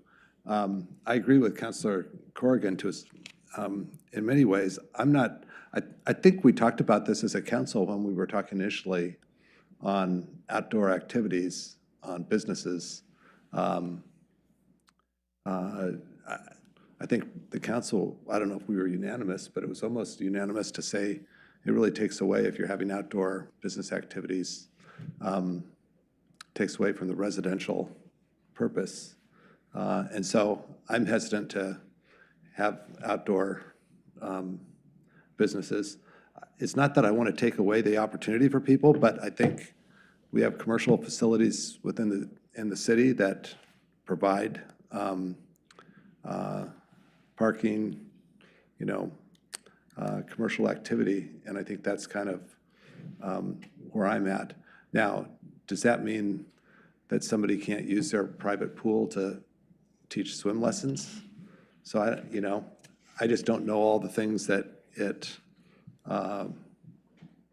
prevents or allows.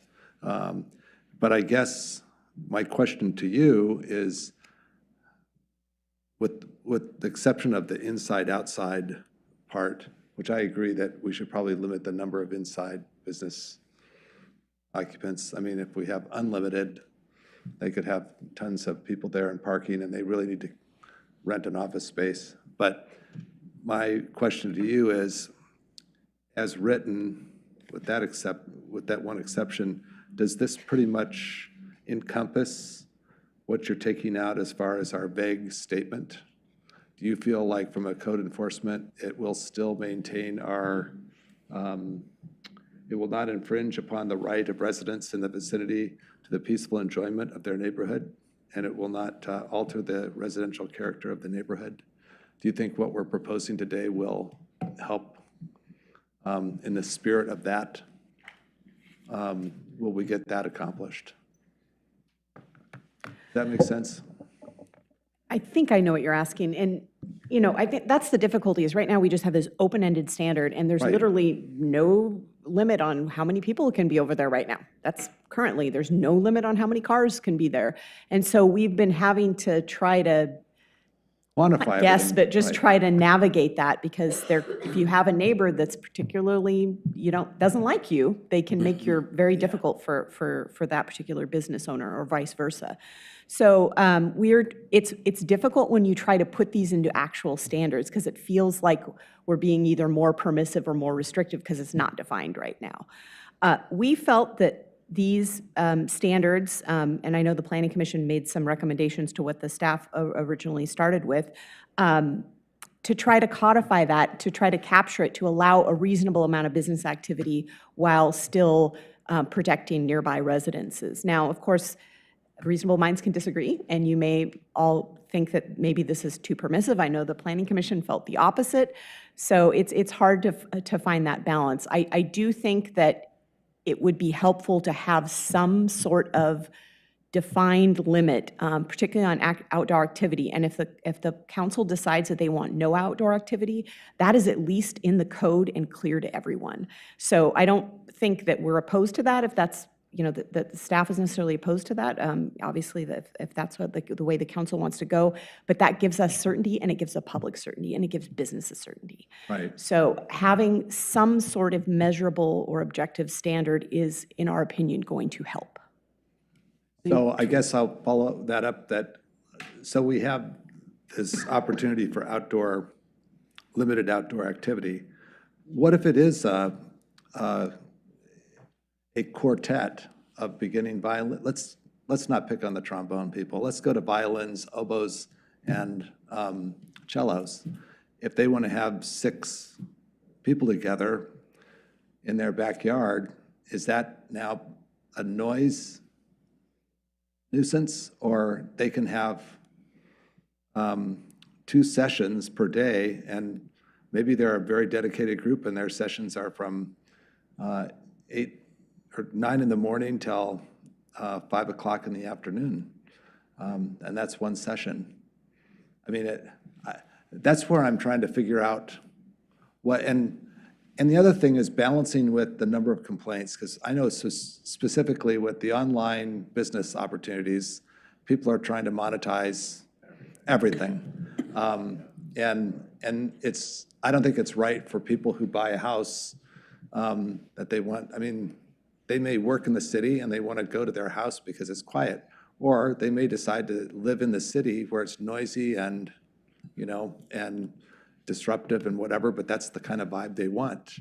I think people in neighborhoods in like Oswego, I can't speak for everyone, but I do believe I have the majority feeling from the community that they want to have a nice, peaceful, relaxful place that they can go to in their home. And that's one of the characteristics I think about Lake Oswego is, yeah, we do kind of shut down at night, and we do have neighbors that respect each other, and we are kind of, it's quiet, and you can sit in the back and have a cup of coffee or read a book and not have commercial activity going on. So I'm, to Councilor Corrigan, I don't want to sound like I'm an old person that's saying, I mean, but I have to say, businesses should be in sort of business locations where we've deemed business. And if they're making noise, great, it's a commercial area and they're supposed to be doing it there. And I'm kind of on the no activity on the outside. But then again, we've only had that complaint mechanism or the activity since like pool parties and backyard dog walks and things like that. I totally get that, and maybe we just say you can't monetize your backyard, I don't know. I have to, I hate to interrupt the flow, because we're on to good, but I have to take a quick recess so I have to ask a procedural thing. So quick recess, 5 minutes. I think option one is not. 5 minutes? 5 minutes. Get a cookie. Okay.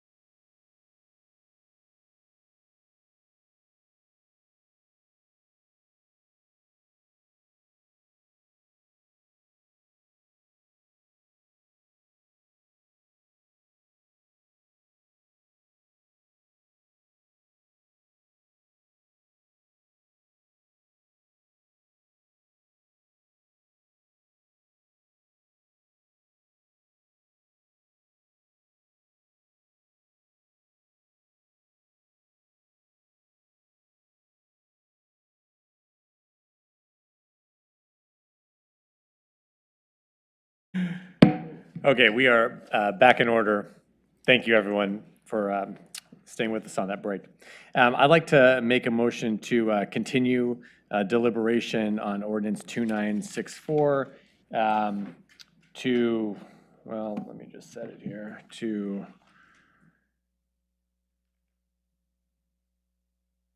February, to our February 3rd, 2026 meeting. Second. All right, any discussion? All those in favor say aye. Aye. Any opposed? Okay, motion passes 6-0. Okay, we'll schedule this back on and we'll see you back on the first meeting in February. Thank you for the good discussion. We look forward to picking it up. Thank you, Bill. Okay, so now we are going to move on to tonight's study session. We're going to hear an update on the community needs for the library. And I'd like to invite our library director, Melissa Kelly, as well as the chair of the Library Advisory Board, Patrick Walsh, to come forward. Great to have you both here. Thank you for I having us. recognize all members of the Library Advisory Board and some members of the Friends of the Public Library who are here as well. It's good to have you all here. Thank you for having us. All right, it looks like we're all queued up here. Well, as you know, I am Melissa Kelly, Library Director for the City of Lake Oswego, and I'm very happy to have I'm Patrick Walsh, the current chair of the Library Advisory Board. And I would just like to shout out all the people from the Library Advisory Board and the Friends of the Library who came today to support us. We have just a great group. Great. And what we're here to talk about today is what's on the screen right now, which is this council initiative and how Lab has been trying to move this forward, has been trying to support this council goal, not only this year, but in previous years. And also just to offer some of our own findings and some advice around a possible communications plan, and as well as maybe how to move this project forward. And just a few background items. The bond that helped to fund the building of the current library passed in 1974, and voters approved a 35,000 square foot library. But because of constraints of the site, it was built at 27,000 square feet. The current library opened in 1983, but because, due to its small size, residents quickly identified the need for more space. So there have been numerous resident-led efforts as well as facilities studies starting around 1988 and through 2012. Unfortunately, there was a failed bond measure in 2012 after all of those studies were conducted. But of course, we know that the need for more space has not gone away. It's just continued to grow, including increases in community usage and demand for new services as the library's role has expanded over those 50 years. So we're excited to continue working toward this goal for the community. In addition to serving the Library Advisory Board, I was also a member of the 2023 Library Visioning Task Force, which Liberty and Elisa, who are sitting behind me, were also members of. That's where we met. On that board, or on that Visioning Task Force, we helped to review 2,790 resident survey responses, as well as many community leaders who were in the room with us. And I was able to report back on community priorities, future library insights, back to the full lab for that 4-month period that we were meeting. I'd also just like to highlight in 2025, our youth liaison, Anisha, conducted a survey of teen library needs with 355 respondents, and she presented her council findings this past July at a city council meeting. And in 2025, all of this work informed Lab's decision to convene 2 work groups, one to assess existing library needs and another to synthesize findings from the Library Visioning Task Force. The 2025 community survey and insights gathered since 2023. Each group met 3 additional times and continued discussions offline. The recommendations to library staff will culminate in a Maker's Day on March 14th at the library of this year. Along with a research trip to peer libraries, this process really strengthened relationships among board members and with the library staff. The lab now has more momentum, clarity, and energy than at any point in the past 4 years, which covers my time on the board. Rick. One important concept is the library as space. When our facility was built, libraries were being designed for collections. And modern day libraries are being built for community space to provide opportunities for people to come together, to learn, collaborate, create, and connect. So that's just an important concept to keep in mind as we're talking about the library of the future. This slide just talks about community needs for the library. I don't think this is surprising to anybody in this room, but our community has amazingly high standards, and quite frankly, our current library just does not meet those at all. Our library lacks key spaces and services that are now standard and very popular in other libraries, and during the research trip we took many pictures of those, which we'll share in just a little bit. Our community members, particularly children, and I myself am the father of a 4-year-old, should have access to these offerings to support Lake Oswego's high quality of life that we've all become used to.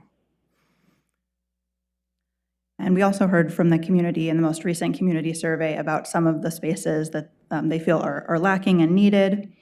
So you can see those here: multi-purpose rooms for large meetings, classes, story time, and events. 79% of respondents felt those were very important or somewhat important. The indoor children's play area designed for learning through play was another top need in the community at 79%, feeling that was important. Smaller rooms for meetings, workshops, and study groups, 72% thought that those spaces were needed. Makerspace with tools and technology to create, invent, and learn, 70% supported that. Addition of a space like that. Dedicated space for teens to socialize, study, and connect. Auditorium space for speakers, events, concerts, and community performances, as well as community outdoor space, were also highly ranked in that survey. I'll also add that community kitchen and outdoor event space also had 70% showing support. And as Patrick said, these spaces are consistent with what other libraries in the region as well as across the US are offering. So we really feel that a communications plan should highlight that these spaces are now standard and popular in other libraries and should be available in our library. Libraries are community centers, and I would say that the lab's research has really shown this. Residents in the visioning process and community surveys have affirmed that a modern library is not just a place for books, but for a community center for learning and connection.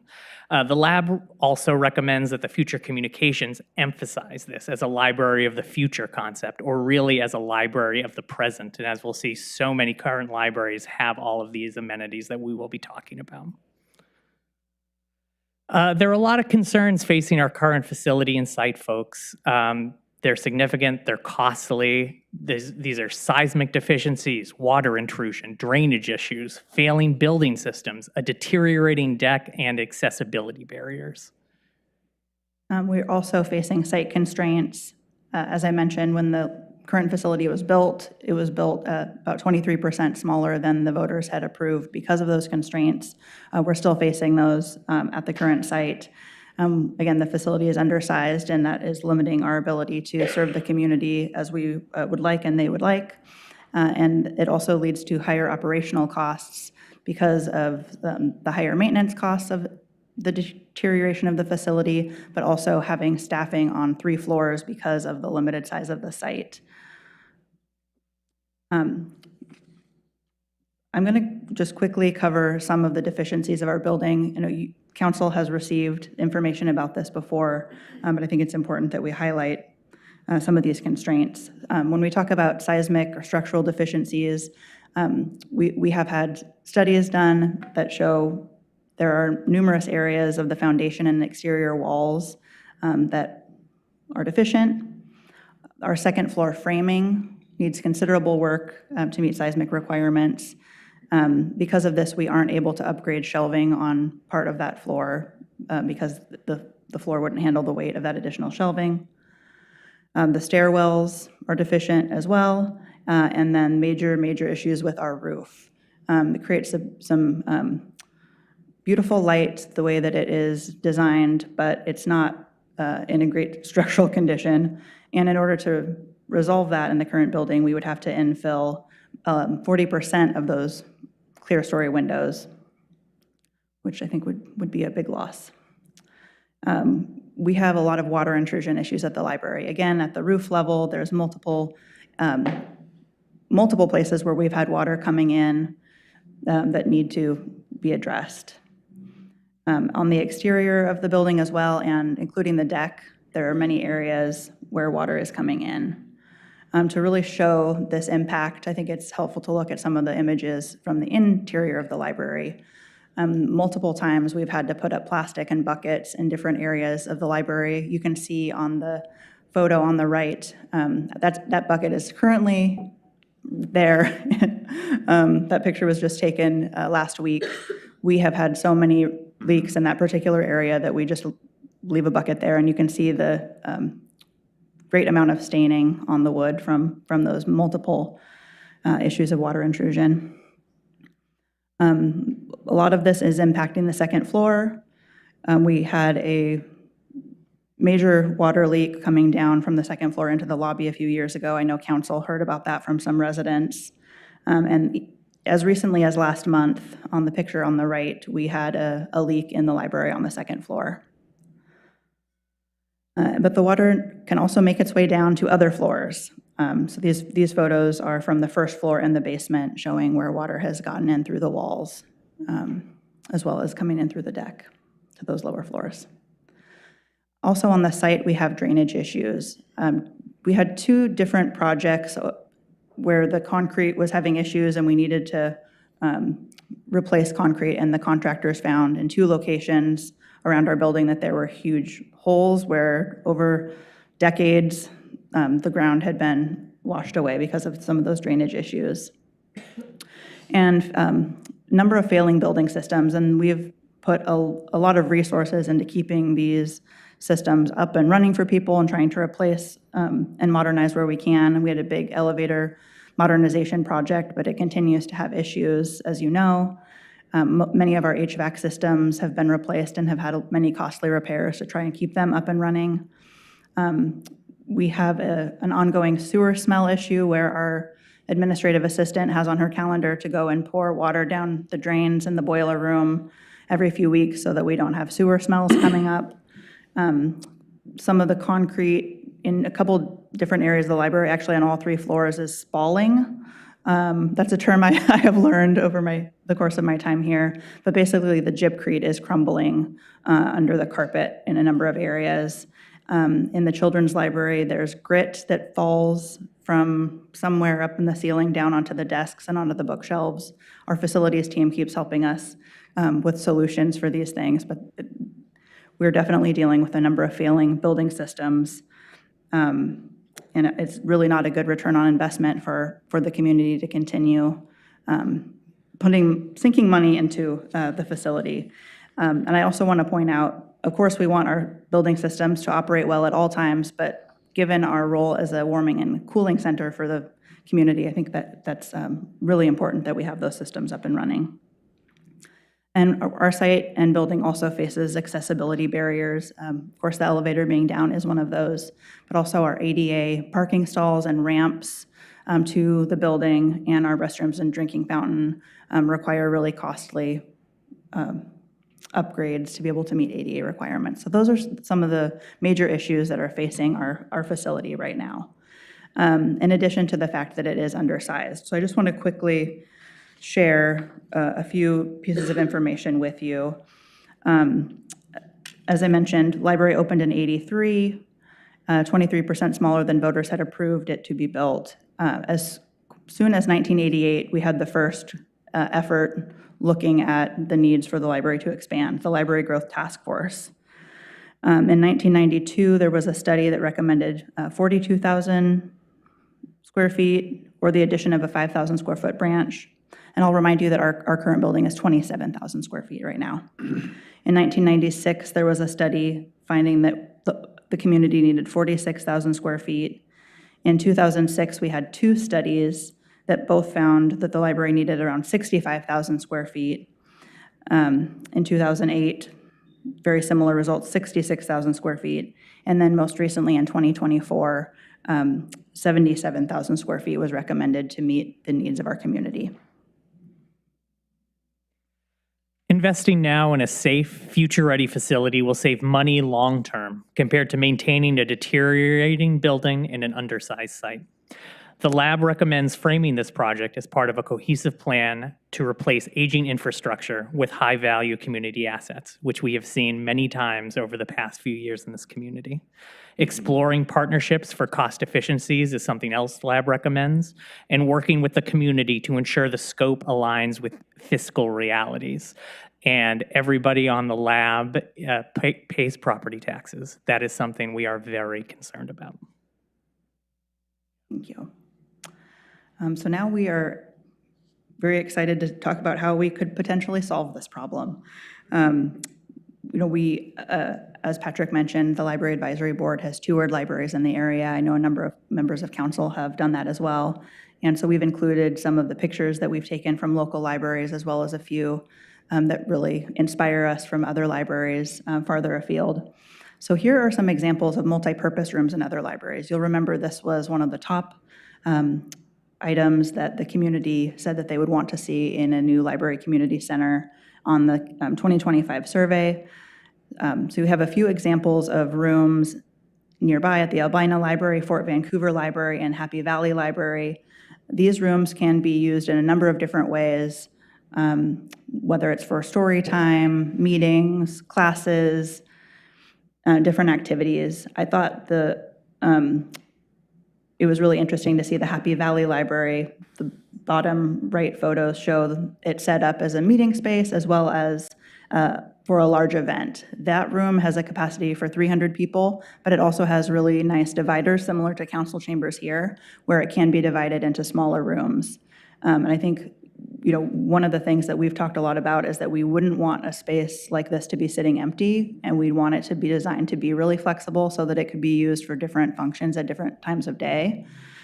So being able to have a good storage space with the room so that furniture could be changed out depending on those needs so that it could really be programmed well and not sit empty is definitely an important factor that we would like to make sure is part of the concept. Children's play areas was also something that was very big on the community survey. And during our research visits to other libraries, we saw a wide variety of high-quality children's spaces, from immersive museum-style environments, which we see here at the Fort Vancouver Library, to smaller, interactive, whimsical, and in many cases, soundproof areas. Despite the differences in the range of things that we saw, all of these places prioritized early learners at the center of their design and their execution. There's also a picture on here from the Boston Public Library, and I'd just like to give a shout out to my hometown library, providing amazing facilities as well as projects since I was a kid, and probably the main reason I'm currently on the Library Advisory Board here. Another high demand item for the community was small group rooms. Here are some examples from other libraries in the area, and one unknown, but I just thought it was a really nice example. But these spaces are needed for teens to study, for tutoring sessions to take place. They're really valuable for remote workers, for small business owners who need a space to meet. And we're definitely seeing a trend of multiple rooms being built in other libraries so that there can be multiple uses by different groups throughout the day. And just talking about teen spaces in other libraries, I think teens as an age group, everybody is always trying to bring into their spaces, is trying to activate. And our tour of peer libraries showed a strong focus on teen-centered spaces, from technology and collaborative art to dynamic design, which you can kind of see examples of this in all of these pictures. This also really aligns with our youth liaison Anisha's 2025 survey that we talked about earlier. We found that teens value libraries as welcoming places to study, create, connect, as well as recharge. And their priorities included quiet study areas, modern tools, and inclusive, flexible spaces. But we do need to provide these spaces to engage them. Another important spot is just maker spaces, which Melissa will talk about. Yes. Here's some examples of makerspaces in other libraries. And for those who are kind of wondering, what is a makerspace? It's a collaborative shared workspace that has tools and technology so people can come together to create, invent. There's opportunities to learn as well as opportunities to share expertise if you happen to already know how to use some of these. pieces of technology, and there's lots of opportunities for, to get hands-on and be creative and innovate.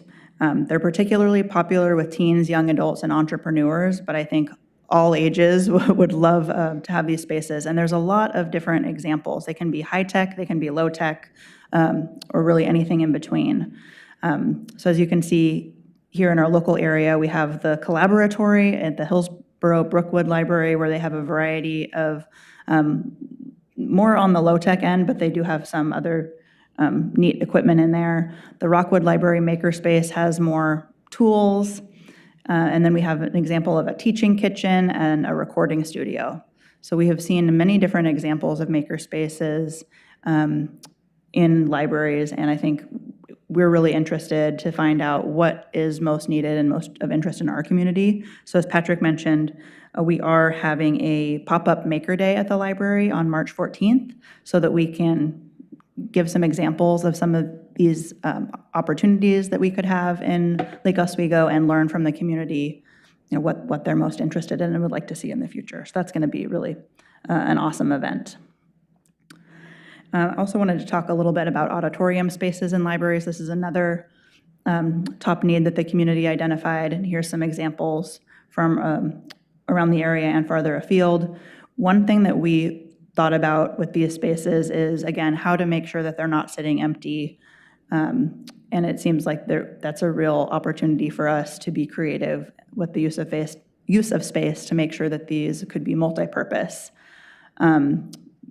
One trend that we're seeing is the stadium seating type of setup that you can see on the right side of the screen. So a couple of libraries have been going in that direction with the space so that it can be used in a more flexible way when there's not an event going on. And certainly, as we saw on the earlier slide with the Happy Valley example, with the right design, a space like this could be used in multiple ways throughout the day so that it wasn't sitting empty. And I know Patrick has some experience using some of these performance spaces in libraries and wanted to share. Yeah, just my day job is I'm the executive artistic director of a group called Northwest Classical Theater Collaborative, and we bring theater experiences to culturally underserved populations throughout the Pacific Northwest. In fall of 2024, we toured Joan Didion's The Year of Magical Thinking to almost every library in Clackamas and Washington County. We actually only missed 2. And some in Multnomah as well. I got to see, and if you look at the picture at the Tigard Library, that is actually a performance of The Year of Magical Thinking. I got to see so many different spaces. I got to see so many different libraries just across the Tri-County area. Other than a small community library in Aloha, we have the smallest or most non-existent performance facility in any of those places. And I can say that honestly, having visited almost all of them. It also really opened my eyes in terms of being a member of the Library Advisory Board to what is possible if we invest in a library of the future. And if we look at the next slide too, something else that we saw on our trip was just different outdoor spaces, and maybe there's a possibility to utilize an outdoor performance space at these all. I would also say in my day job, art is a tool, and it's very noted that if you give people an open platform, that they will grow as human beings and as community members, and I think that's something that we're missing right now in Lake Oswego. Thank you. I think there's some really interesting examples of some outdoor spaces at other libraries. Having an outdoor play area for kids to, get their energy out before or after visiting the library would be amazing. We definitely have that need here in our community. The Albina Library has a lovely deck that you can see kind of overlooking their outdoor space with a beautiful mural, and some of the indoor-outdoor spaces. Really being able to connect to nature brings in opportunities for well-being for folks. And of course, the Austin Library. How could I not include that in the slide deck? That is just an amazing rooftop deck. I could just live there.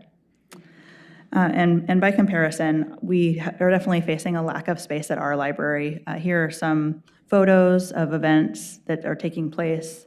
At our library, we use, as you know, we use the main floor of the library as a classroom and an event space.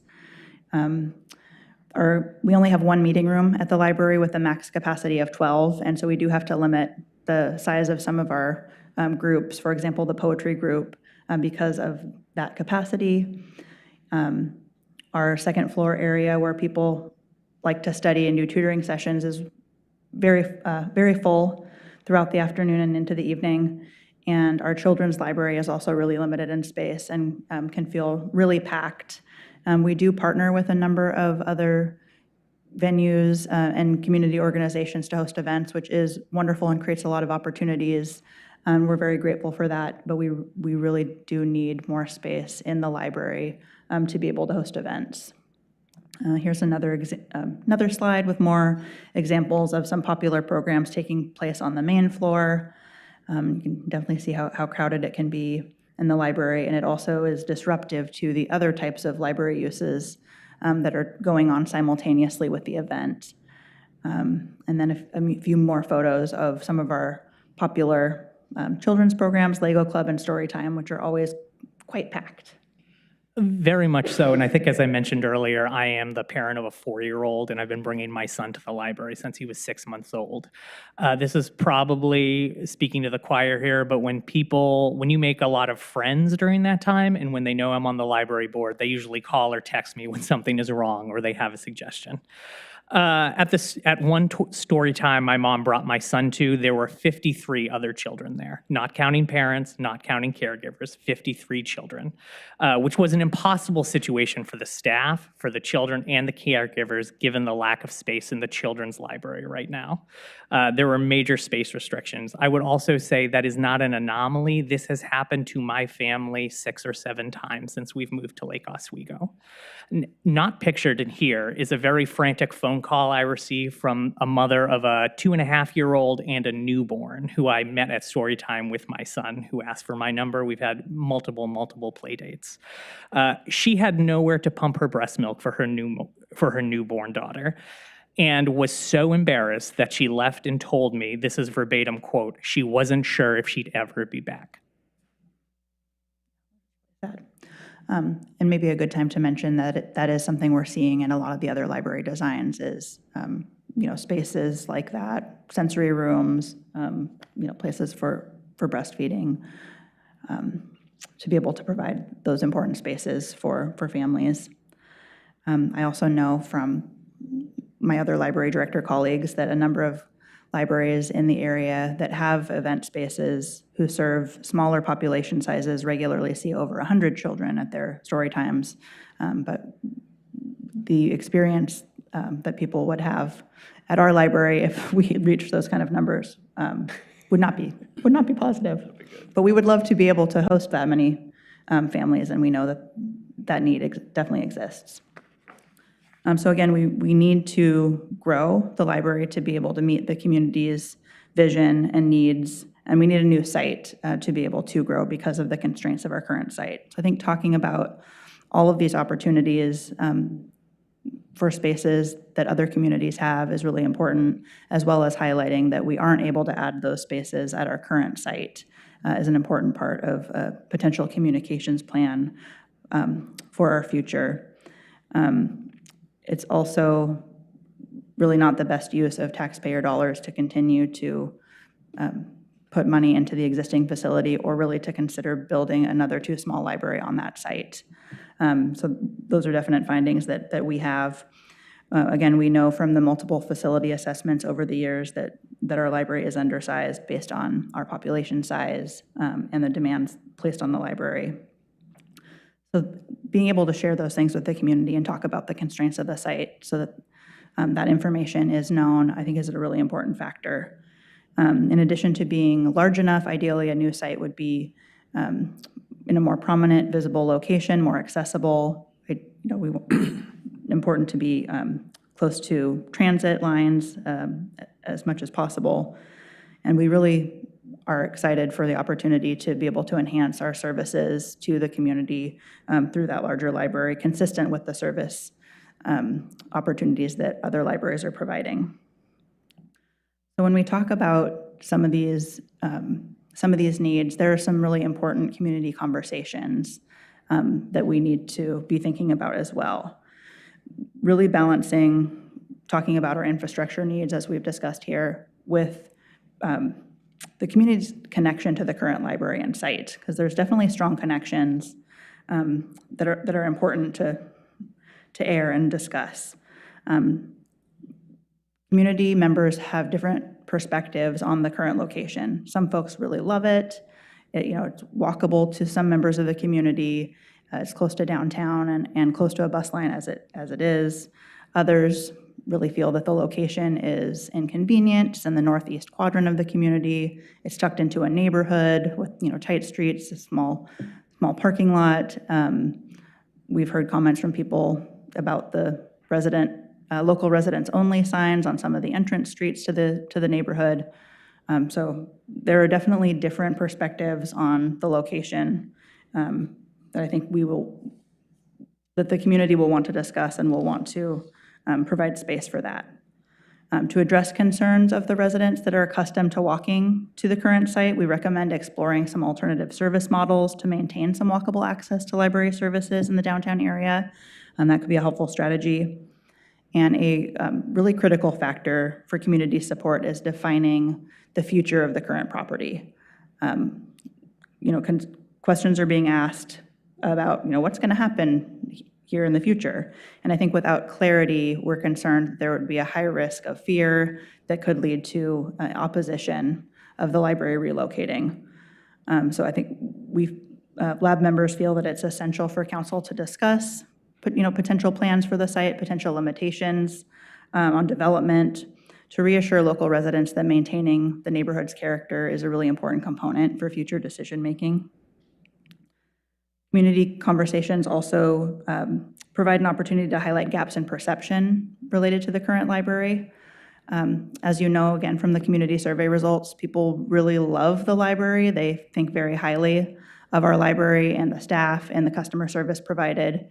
And some folks just love our library the way it is. They haven't been to the libraries in other communities and might not know the big gaps that our facility has, but folks that have traveled to other libraries definitely are aware of those gaps, and we're seeing that in the community survey results as well. It was the #1 area of dissatisfaction with the library is the facility and areas related to the facility. And we also know that there's a really strong nostalgia for people's experiences at the current library. There's a legacy of many generations of our community members going to the library, having great memories with their kids, having great memories as children themselves, and those are really strong positive associations that people have with the current facility. And being able to give opportunities to celebrate those things and talk about how those core values of the library, those wonderful experiences that people have at the library will be able to continue in a new building and even be enhanced by a new facility, I think are important to talk about, as well as noting that the charm that's associated with the current library, certainly some of those charming design elements could be carried forward in a new design. So those are some of the areas that we think are important to talk about with the community and provide opportunities for folks to wrestle with a little bit and feel heard about as we move forward. And it's really important as we move forward that we're giving that space to talk about those location concerns, as well as what is the scope of the facility and the budget of a future facility to make sure that that is aligned with the community's expectations and realities as well. So in terms of the proposed next steps, the Library Advisory Board will continue to coordinate with the City Council, advisory groups, other community stakeholders and partners to refine the communications plan and the community engagement approach. So we'd love to hear your thoughts about that today. Again, a primary objective involves working closely with the community about some of those major issues to make sure that the final project aligns with public expectations and fiscal limitations. And we envision creating some structured opportunities for residents to express their connection to the current library, any concerns they may have while discussing and collaborating on options for the future so that we can continue to move forward as a community. And to build upon existing data from the visioning project and the community survey and other data that we have, we recommend having some targeted focus groups, talk about some of the key issues, potentially as soon as this summer 2026, followed by statistically valid polling later in the project so that we can continue to understand the community's needs and fine-tune the project to align. So again, library advisory board members and staff want to continue to have meetings with you all, hear your thoughts, keep you updated on some of the strategies and recommendations that we have and the things that we're hearing from the community as we move forward, so we can get your guidance on next steps and make sure that we're moving in the right direction. So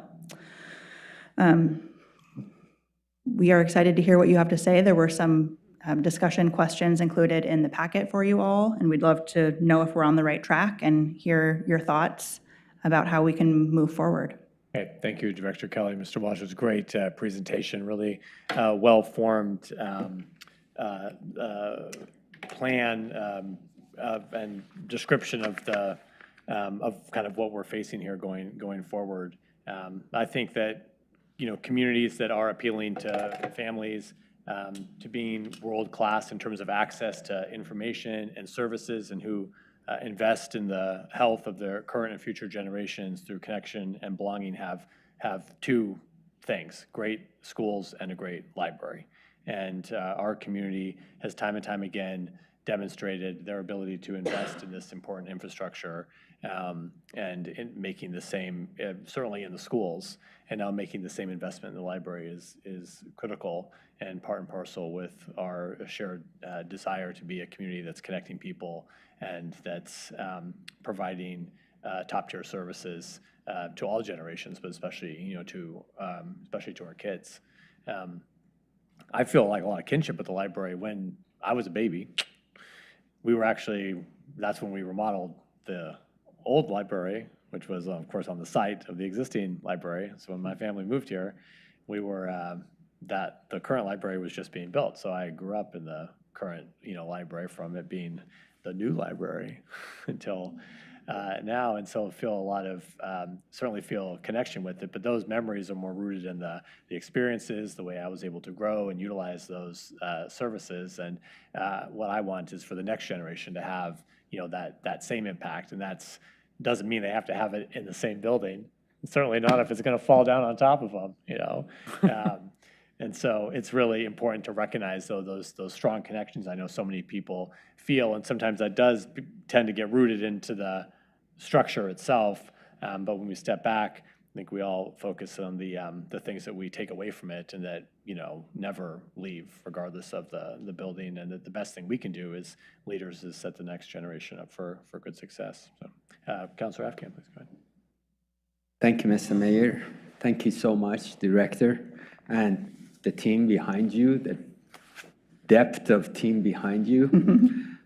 Before I talk about the library, I think this is me talking. I don't know how my colleagues feel about this. I think you should figure out how to create a mother's corner, mother's cube, mother's nursing mothers, and whatever it costs. I'm sure it's not going to be more than $25,000, $30,000. We should implement that immediately, because this new library is going to take several years. And until then, we need to cater to those who have a need, and this is a need.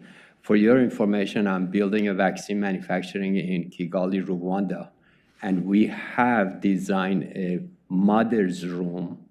So if we can do it there, we can certainly do it here. Okay. My opinion is that the library is one of the pillars of a healthy community. We must have a new library. So that's my position. There's a concept that's called challenge for excellence. So the things I'm going to mention right now is not to put the kibosh on a new library. I want a new library, but I want it to be better and better and better So these are the type of things I heard. Community survey priority, they were just asking for more space. I want this space, I want that space, and I didn't hear anything about the library. It was more of the community center. And I've heard that from our constituents that, hey, when are we going to have our community center? I want to make sure that we're building a library that integrates the community needs in the library and not build a community center that has a corner of it as a library. We agree. Okay. Then we have these great pictures from Boston and Austin and this and that. Well, let's put things in perspective. Austin has about 1 million residences, population. Boston has about 700,000. Lake Oswego has 43. So it's great that we're aiming very, very high, but we also have to make sure that we fit to the Lake Oswego needs. So in Texas, everybody has outdoor space. Their weather does accommodate that. Ours, I don't know. But how much space are we talking about that we could have outdoor space, the theater seating, the this and the that. So we got to be careful how far we go out there. I heard telecommuters. I don't want to build the spaces for those who want to telecommute and go to the library and telecommute from there. But I want to build spaces for collaborators. So 2 people sit there and talk and collaborate with each other. I don't want to build childcare center. I want to build a learning center for the kids. I don't want to build an auditorium because we have Lakewood Center for Art that has an auditorium seating and they're not booked 365 days. So again, 43,000 people versus 1 million people. So what are the type of things that we want to have? Money is object, because if we look at the rising utility bills, we look at the school district bonds, we look at the fire station that we want to build, the wastewater treatment, we want to have a library. So I'm not saying let's put a limit to it. I'm saying let's not shoot for the moon. Let's do what we really could use for the next 50 years and not have spaces that maybe we use once a year.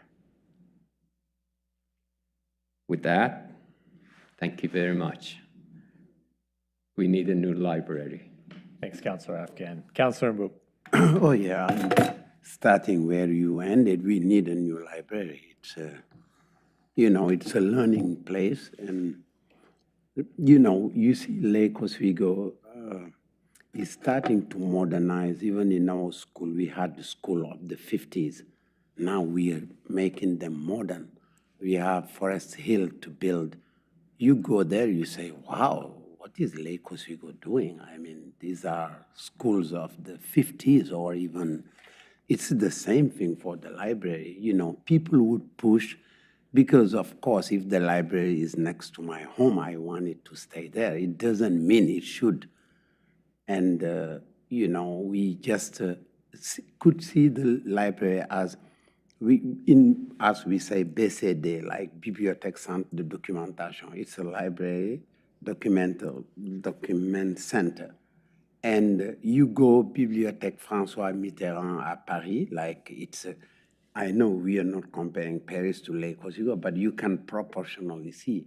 You can be lost there. There's everything. I was telling you, like, that mom wanted thing, but they're now in many, even in here, in Hillsborough or somewhere, charging stations where you can charge your cell phone, and at the same time, you put your cell phone and go do stuff in the library.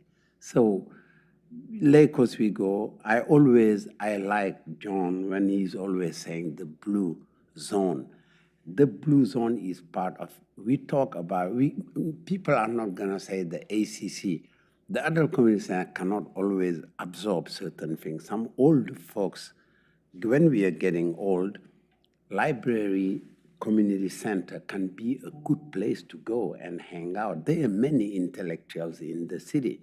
They don't want just to go to the ACC. I know provost, I know folks who were college professors, university, and the highest, you live in Lake Oswego, who are scholars, who continue to publish. And the library can help those folks. And, you know, Mazes, and as being in education, even my school goes there to tell stories. But like you say, they always say, wow, it's too, you know. And schools are putting their artwork, and guess how like unfair it is. The room is too small that not all the schools can hang their artwork there. Like I can't. It's been 3 years that I want my school to have their artwork, but they're just so much space to use. So you come, they say, oh, it's already taken, because it's too small. And I mean, I think what we should do now is the communication. And the communication is a buy-in, like for the new folks, the folks who are opposing it. And I think they're not opposing it because it's not a good idea. They are opposing it because there will be a miss. If it's not in there, we are losing as neighbors who were around there. How can we convince them whether the library is staying there, or I doubt it because we don't have the space, the parking and everything. Like some folks were even saying Safeway. It's a good place if you could buy it, this area to make a library, but you know, John would say, where are you gonna get the money? But it's we just have to talk to the neighbors to explain, like we should have we need communication people, not me or anybody. Some folks that craft a great communication line that we use. It's not like when you are doing things just to do it well, not like the current. We are not communicators. Maybe Aaron would be the one who would be the marketing guy to say. So if we can have some communication folks that can craft a message that we can circulate starting from now in all event, like have table at the market, when it's open, have places where we sit and like just convince people. It's not something we are forcing. It's something to better Lake Oswego, to make the place a better place. And no, we don't put it as an opposition, us versus them. No, it's Lake Oswego. That should be the message. Thank you for your work. I really appreciate Melissa and all the group. I know you. I've been there as a liaison. You're doing a wonderful work. Thank you. Thanks, Councilor Mbu. Councilor Wendland.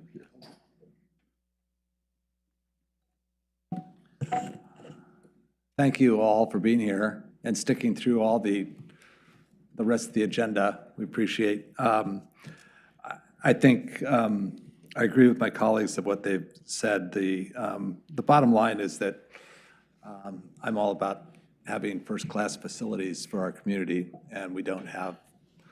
We have a huge void with the library, and it was probably a void the second we started the remodel project in 1987. So I think, or whenever it was, when they dug the basement, and I think the big thing, although I think you're missing the point on the connecting with nature. I think we already have the connect with nature with the rainfall coming through. I think you're missing that point. You could kind of capitalize on that a little bit. And I've been on council for a long time. We've talked about the library, and I know there's, and I was part of discussions of the library that we went through with, was it 2012? I think when it wasn't, the bond measure did not pass, and I think it was, part of that is that the idea was just not connecting with the community at that point. And so the opportunity is to connect with the community to say, okay, this is what we need, and this is how we're going to get there. I think from council's perspective, I think we have to have a really honest conversation on a couple points. One, yes, we do need a new library, so we're going to have to own up to that fact. I think there's some alarm on this successive studies that I heard each time. We went from 42,000 to 52,000 to 62,000 to 72,000, and I think if we do another study, we're going to be up to 120,000. And sooner or later, we're going to get past our britches and our capabilities. And to Councilor Afghan's point, I think Lake Oswego as a community could really build a great library, but is it up to our ability? We're not Austin or we're not Boston. We are 43,000 people, and we have an X amount of dollars to do. So I think there's a couple big hurdles that we have to get over, and that's kind of have an idea of the size that we can truly invest in as a community. And then kind of, I'm not going to say work backwards, but fill the high priority needs of what we have and fit those into somewhat of the budget. And I'm not saying to say one budget. I'm saying maybe getting a range so that we can kind of find out what different things are. I think we have to have a solid answer to say we're going to have one library. We already know, I've been on council long enough, that we can't afford having multiple branches. That's just a no, and I think that's a default answer every time when people go, oh, well, yes, we'll just keep the library in first edition and you build a library anywhere else in Lake Oswego as long as you protect my little library. And for those of you who don't know, I mean, I've been around this community for a long time. There is nostalgic connections to that library, and I totally understand that. But sooner or later, you have to face up to the fact that you're going to have a limitation on the facility is not meeting your needs as a community. So I think our big picture is that we have to collectively say as a council, we are going to build one library and we're going to do it right. But I think we have to declare it, we have to put up a flag. I'm not quite sure it is, but I want to kill that counter-opposing argument to say, oh, we'll just keep adding branches. You can afford it, we can afford it. So, and I have a deep respect for the first edition neighborhood. I mean, they're, many of them that have been founding leaders of this community for a long time, and they wonderful people, but they're probably going to have to get on board, I hope, with the dream. And that's probably, there will be some opposition, I'm sure, because they want to keep everything the same. I will tell you that my dream on city council, and one of the reasons why I ran, was to build LORAC and to get a swim pool for this community. And it took me 6.5 years, but it finally happened. And I helped drive that project and get the partnerships and so on. And I think we need to be upfront. And after talking to just about every food group in Lake Oswego on LORAC of why it can't be done and why we shouldn't do it, and then look at the facility and everyone loves it. So that's the kind of process that we're going to have to go through, and we're going to hurt some feelings, and we're going to hurt some ideas and pull some heartstrings, I guess, as we go through the process. But we have to get a solidified project that we truly know that the community wants and what we can afford. And I think once we get that, then we can go out and sell the project. And I think we're going to have a pretty wide net that we pull in. And I think one of the biggest barriers, and as I talk to peer groups as well as people that are younger, they don't know what the library is. In other words, peer group, I didn't think we were reading any books anymore. It's like, oh my gosh, where have you been? And in fact, have you seen the trend now? People are going away from digital books and more into paper books because they can't stand being on screens. I think we're going to have a resurgence. That's just my prediction. But big picture, we need to get that concept of, when I explain to people, oh my gosh, no, a library absolutely has books, it has tons of resources, but here are all the other things that the library is going to be about, then they go, oh, I can start seeing that part. And that's where we need to start the communication part. And there is that community center / library / community center. There's some fuzziness now.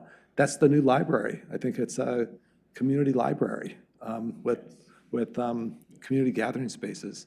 And that's, I think, what the selling point is. And I'm less concerned about the transit issue, because we just heard from our Metro counselor that pretty much TriMet is axing all the transit opportunities we have, and I would give Portland maybe 10 years for them to figure that out, and I don't think they will. So it is going to be somewhere in a place of Lake Oswego, and that's my last point, is where that place is that we put this facility is going to be one of the challenge points, because there's just not a lot of land around, and we just don't have unlimited resources to buy Safeway, although I would think that would be a great location. Safeway is probably pretty happy about their location now, and they're not going to sell it to us. But we do have to find that location. And if we as a council can get, I don't know what, I guess concrete, objective points of one library, this is how big it's going to be, this is kind of the numbers that we're talking about, and this is where we want to put it, then we've got the constraints or the parameters, not constraints. That's a bad word, sorry, especially for the library. That's never constrained. But the parameters of what we're going to do, then I think we can go and make it happen. And that's where I'm at. I think your path is right, getting some statistical backgrounds. The curse and the blessing is that we have an exceptional staff, we have an exceptional volunteer group, and we have exceptional supporters of the library, and it makes everybody feel good, okay? We have shitty facilities, and they dream or they sit on this aura of all the goodness that the library does. So we think, oh, the library's good.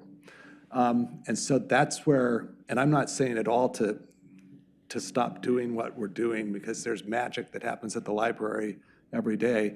I guess I'm saying is we're up against that sort of divergent, I guess, the perception. And then it's like if you have an old house, you just get used to it and you just put up with it. And you just create what's happening in the house, and that's what you're concentrating on. So we need a new house so that you can even expand what you're doing. So now I'm going to stop. No, thanks, Councilor Wendland. These are really good points. I appreciate all the examples that the team is bringing in. Just remember, cities like Boston and Austin don't just have one library. They have over 20 libraries each. So they're just, we're going to have one library. They're just giving examples of some of the spaces that are being used. We're obviously not going to have the same degree as those larger cities. But I think Councilor Wendland's point that we need to be specific about some of these basics is key, because there's going to be room for community discussion on details of the library. But one, we do have to be realistic about the space, because it's true. Every time we study, it's just larger and larger. And there does become a point where we, think of our lesson of our friend Icarus down there at Millennium Plaza Park. If we start flying too close to the sun, then we're going to burn the whole thing up. If people just see this as, we don't want to make the same mistake they made in the 80s of underbuilding the library, but if it seems excessive, and I know that's hard to but then the community will, push back on it. But we do need to be open that we're not talking about remodeling the existing library, that's not, you're totally right, that's kind of one of the main points, is that we do not have funds in our existing budget to, just like we do with whether it's buying, a fire engine or making some capital improvements where we go out and we can save up a little bit of money and do it. This is going to be, even if we were to remodel the existing library, going out to the public and passing a bond to just shore up the existing building. And that is not a good use of, and I don't think anyone on this council, or I can't see anyone on future councils thinking that's a great use of public dollars. Let's get no greater benefit for the community. Let's just make sure the building doesn't fall down and the roof stops leaking. And we're all going to be paying for that for the next 2 decades plus. I mean, who's going to be on board? So we do have to get people just over that hump to understand, as much as maybe we love the current location and the current library, it is just not going to meet the future needs of the library. And we do not have the budget to either build too large, an excessively large library, or run multiple libraries. Those are just not financially feasible or financially sustainable operations. And being upfront, at least with those facts. And then there's room to talk and to work through a vision for a future library, but we do have to get those basic things. One library, Right. and it just cannot fit in the current location. You know, we're gonna have to, okay. Councilor Burdick. Thank you. And I want to just point out a few things. Is yes, they did have some pictures of Boston and Austin, but most of them were local libraries that were smaller. So, you know, I think it's important that we see what is going on at bigger libraries so we can dream big, but that's not what this team is doing. So I'm going to defend Lab because I'm the And there's a new liaison. library in Gresham. I don't know if people have seen that library, but They've that's a been beautiful. everywhere. Right, they're everywhere. These guys, no, this I know. team Yep. is phenomenal. And the work that they've done is absolutely amazing work. So I just really, they don't need it, but I'm going to say it. And they also know very well that this is not going to be a 77,000, a 66,000. As much as we all might love to be able to do that, they know that we have, I mean, in every meeting, they bring up, we have to make sure that we're using our tax dollars wisely. How can we combine spaces? How do we make sure that spaces are not going to be sitting empty? So I just want to say this team, that is right there. That is, you know, they're not looking at having spaces built that aren't going to be used. So I just can't stress that enough. I just want all of you to know that they knew that without you even saying that. They are talking about, you know, when they talk about an auditorium, it's not an empty auditorium. It's how is that, like the pictures, like that actually is a space that's used throughout the day and then can be configured in different ways. And it might be that that's not even something that is brought into the picture. It's just that's a possibility. So I just want to say how much I appreciate this board, the work that they've done. They don't just come to their scheduled meetings. They have subgroups, and they're putting hours and hours each month into these subgroups to study what's going on, to go out and visit local libraries, to, you know, our youth are amazing, the work that they're doing. And they do surveys, and they're, you know, so that was just under 400 students responded. 355. 355. That's just Those under were 400. students. Hey, I'm rounding up.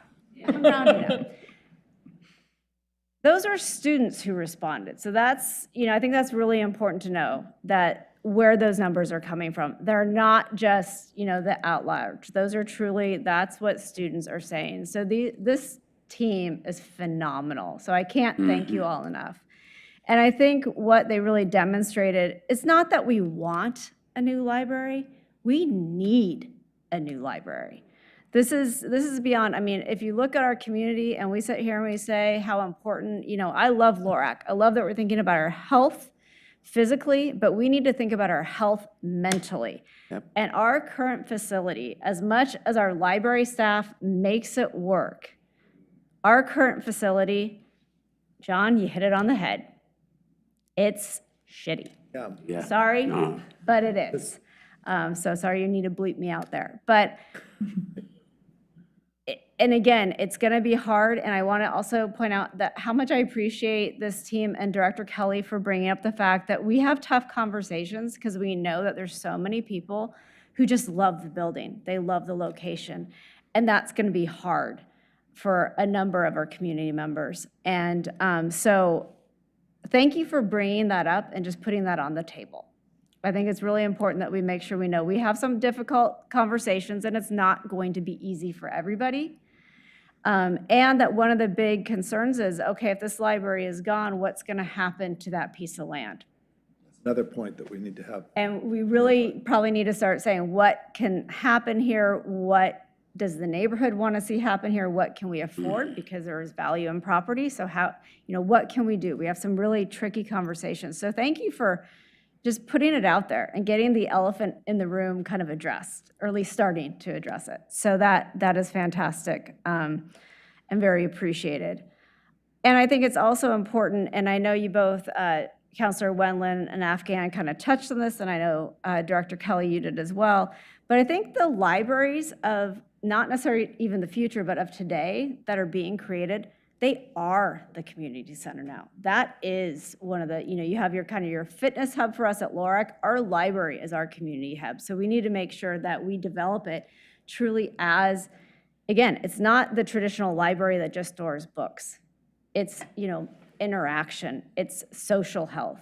It's, there's so much more that goes into the library that you need to have the space, not just to be quiet, but to have that interaction, whether it's a number of our, authors coming in, whether it's an event teaching us how to, depending on what the maker space might look like, is it cooking, is it learning how to knit, is it bringing teens together, is it recording, and of course, all the fabulous program for the littles that come in. And I love Liberty. I'm going to share your story if you don't mind. But her daughter, she describes, so Mom, are we going to the old library, meaning like Oswego, or the new library? So, and that's coming, how old, Liberty? That's coming from a 4-year-old. So it's like even our little ones are picking up on the fact that we're subpar. We're not to the standards that we need to be. So again, I think the library of the future is going to be our community center, and it's going to be integrated, and it's going to meet those needs. I also think it's important to note that right now, every time we want to bring a new book in, a book has to leave. We don't have space to grow our collection. And Director Kelly, I don't know if you have anything to add to that, but just there's no space. Yeah, it's definitely true. And I know we do have limits on the amount of space that we can build in a new library and that the community can afford. And I think that's probably going to be a challenge we continue to face, to be honest with you, because where we really have needs is for those community gathering places. But it certainly is hard to see books that would continue to circulate and are still have life in them have to head out the door. But I think that may continue to be an issue that we face, because I think where we really want to put the emphasis on is adding the spaces for community and not adding spaces for the collection. So we'll see, but it is definitely another area where it's not the best use of taxpayer dollars. But people also want the newly published things to come in the door. So it is part of the situation. And I think probably Boston and Austin still have to do that as well, turn away or, pass things along. So it's, and then I think the other thing I just want to point out, or a couple more things, but I'll try to be succinct. I think there is an important and a direct connection between outdoor space and learning. And again, that mental health. So though we might be, we might not be able to have a giant outdoor, amphitheater type of thing, we can make sure that we have adequate outdoor space and that we can bring the indoors and outdoors, have that solid connection. To, everyone's point, we don't have unlimited land at this point. We're pretty built out, but I think I would like to see us building with that in mind. How do we bring outdoors and do have some space that we can bring some story times outside. I think that's really important to bring in nature. I think the other thing that I've learned, and again, Director Kelly, you might want to expand on this, but that it's more expensive to kind of have more levels. It's harder and more expensive to staff when you have 3 levels versus 2 levels. So I think as we move forward, again, sometimes people are like, well, just go up. Well, there's impacts to building up and being able to pay for that and in terms of staffing and so forth. So I think again, just something that we have to keep in mind when we're choosing a location and so forth. And then finally, I just want to point out that importance library is to new businesses and people kind of getting back on their feet. And I don't know if Director Kelly or Chair Walsh can share the example of the person who was using the Wi-Fi from the parking lot at the library and the impact that had for them. Yeah, I can go ahead. Melissa received just a lovely message from somebody who had been fired from their job, who had almost no resources, had gone back to school. They would use the library Wi-Fi to come in to be able to work, and then would come park there to be able to use the Wi-Fi at night. They became completely solvent, which they weren't when they started this journey. They were able to rent a house, to have an office, to be able to start their business. And it was just one of those really heartwarming tales, I think, like as a library advisory board member. It's like, this is really what we're doing. You know, we're not here just for kids or teens or elderly community members. We're here for everybody in between, too. And that was just something that was so beautiful. I remember when we got that, I think half the board was crying. Yeah. And so I think also we often miss, if we talk about, you know, the little kids and the teenagers and you know, the retirees, but we forget the connection between that we can have with the library and the chamber and you know, kind of that other age group. And by having, I would say, more up-to-date resources, I think we can also create better connection and, you know, listen to the chamber, because they might have some great ideas about what the library should have. Like a recording studio could be huge.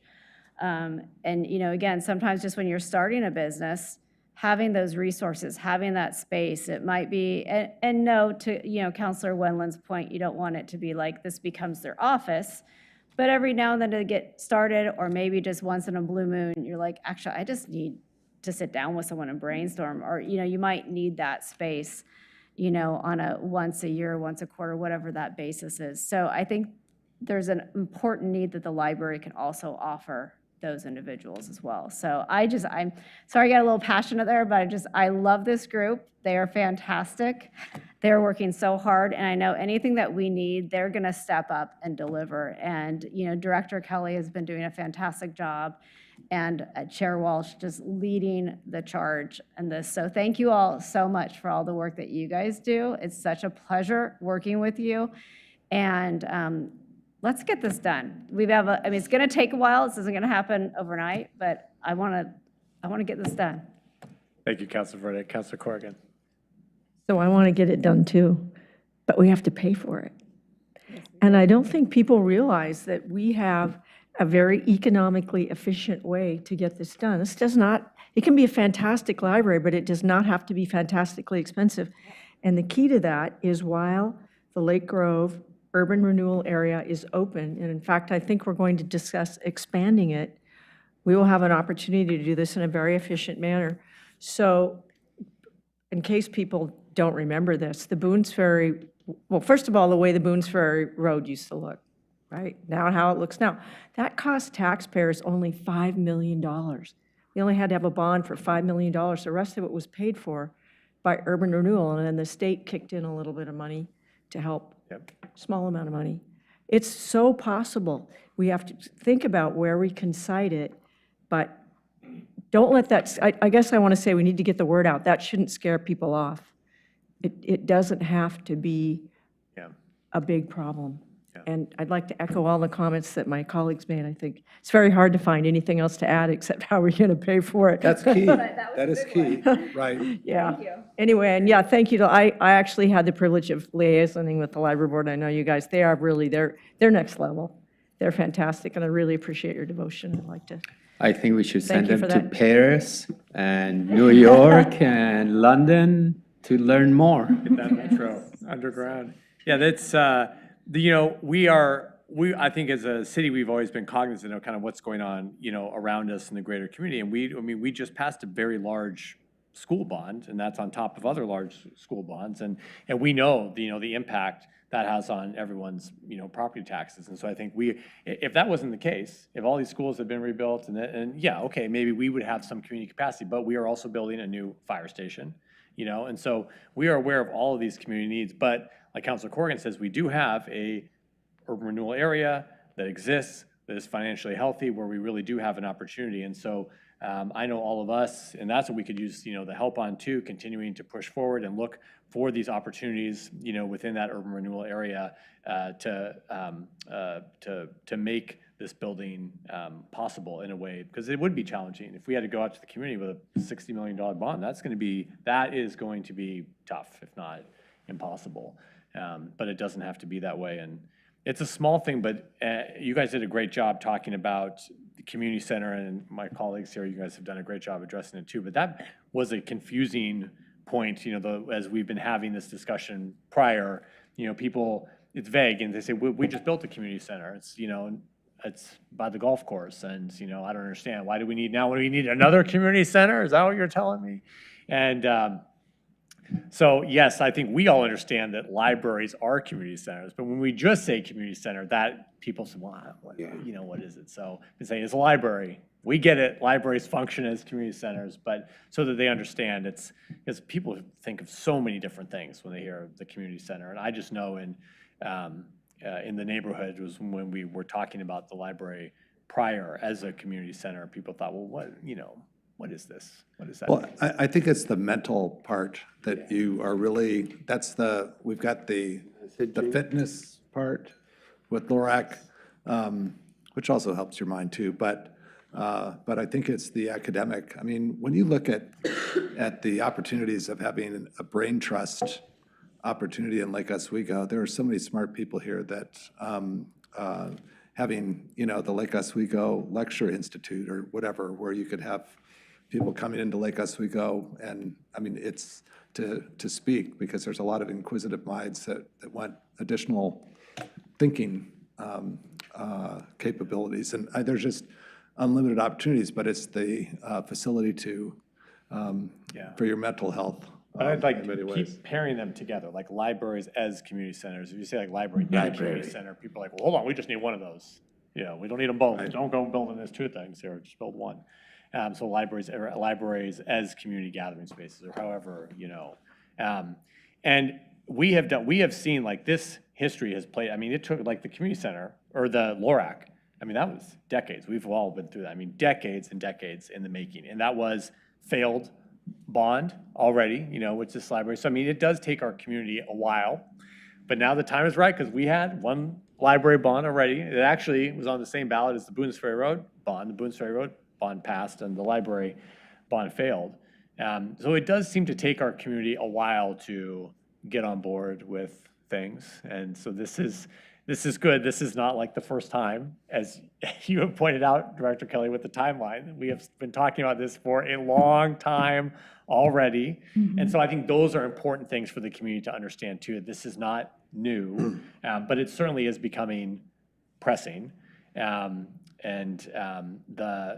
hit on all the good points, and I think my colleagues here have done a good job amplifying them in your report that need to be kind of hammered home with the community. I mean, great talking points. And people here want top-tier facilities. They want facilities that connect the community. They want community gathering spaces. In fact, that's what we heard so much at the Board and Commission Summit we were all just at. I mean, people want spaces to gather, but they want us to make sound fiscal decisions, and I think that is a great selling point. This is a sound fiscal. Dumping money into that building, that is not a sound fiscal decision.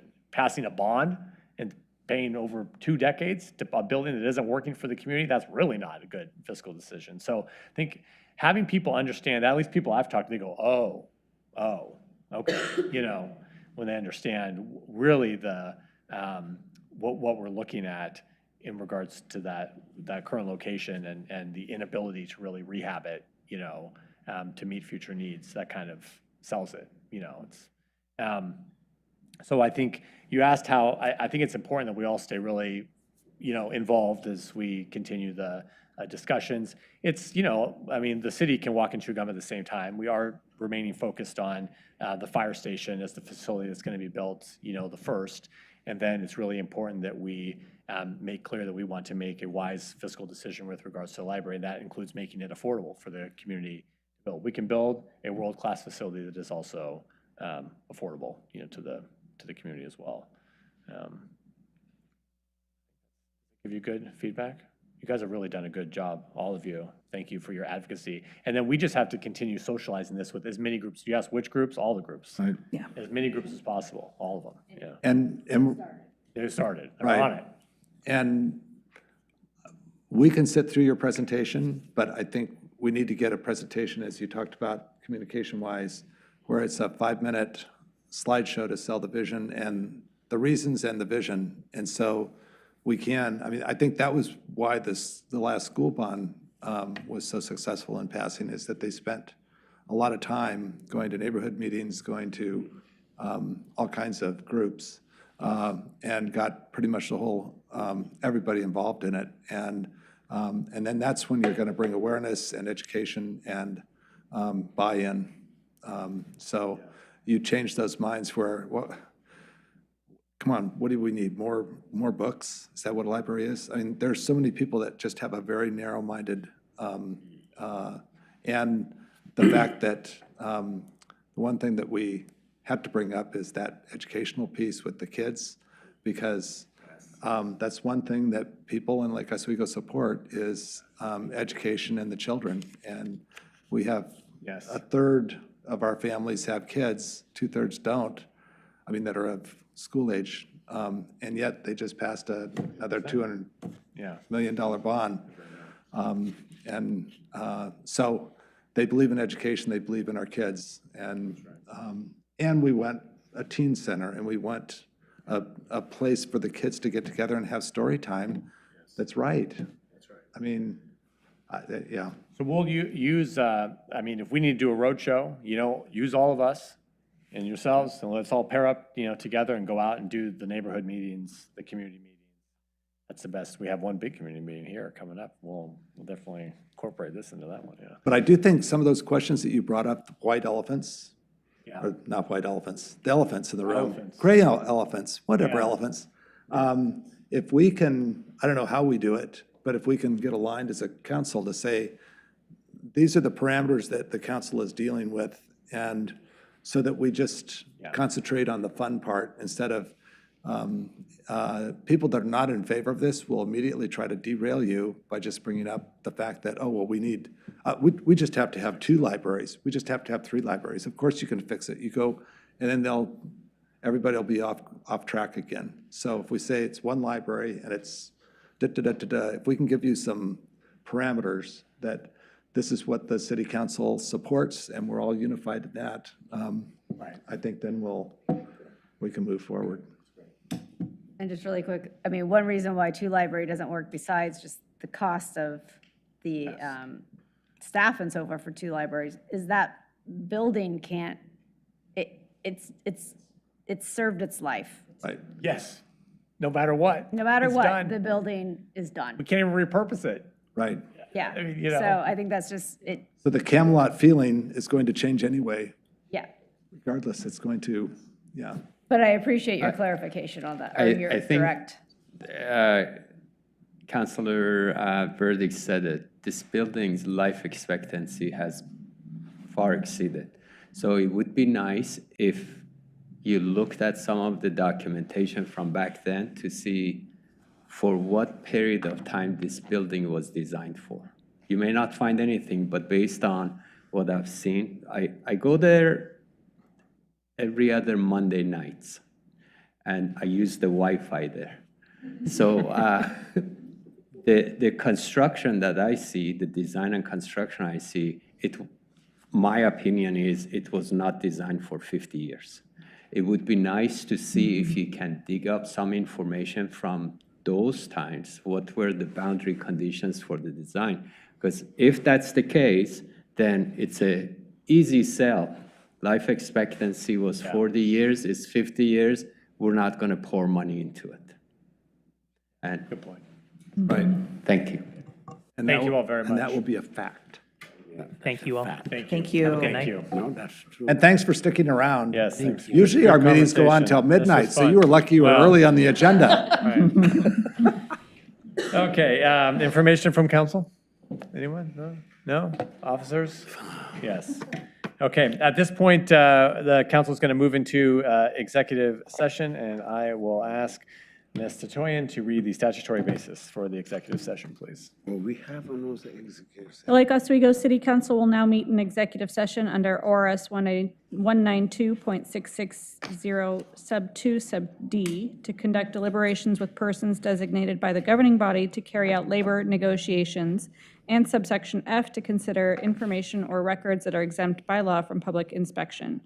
Pursuant to ORS 192.660 sub 4, representatives of the news media are excluded from this executive session. No final decisions will be made in executive session, and at the end of the executive session, we will adjourn the meeting. Okay, thanks, Ms. Tatoyan. We are going to recess. This will, yes, conclude the broadcast portion of the meeting. We are going to recess and we'll reconvene in the side room for executive session. Okay, jeez.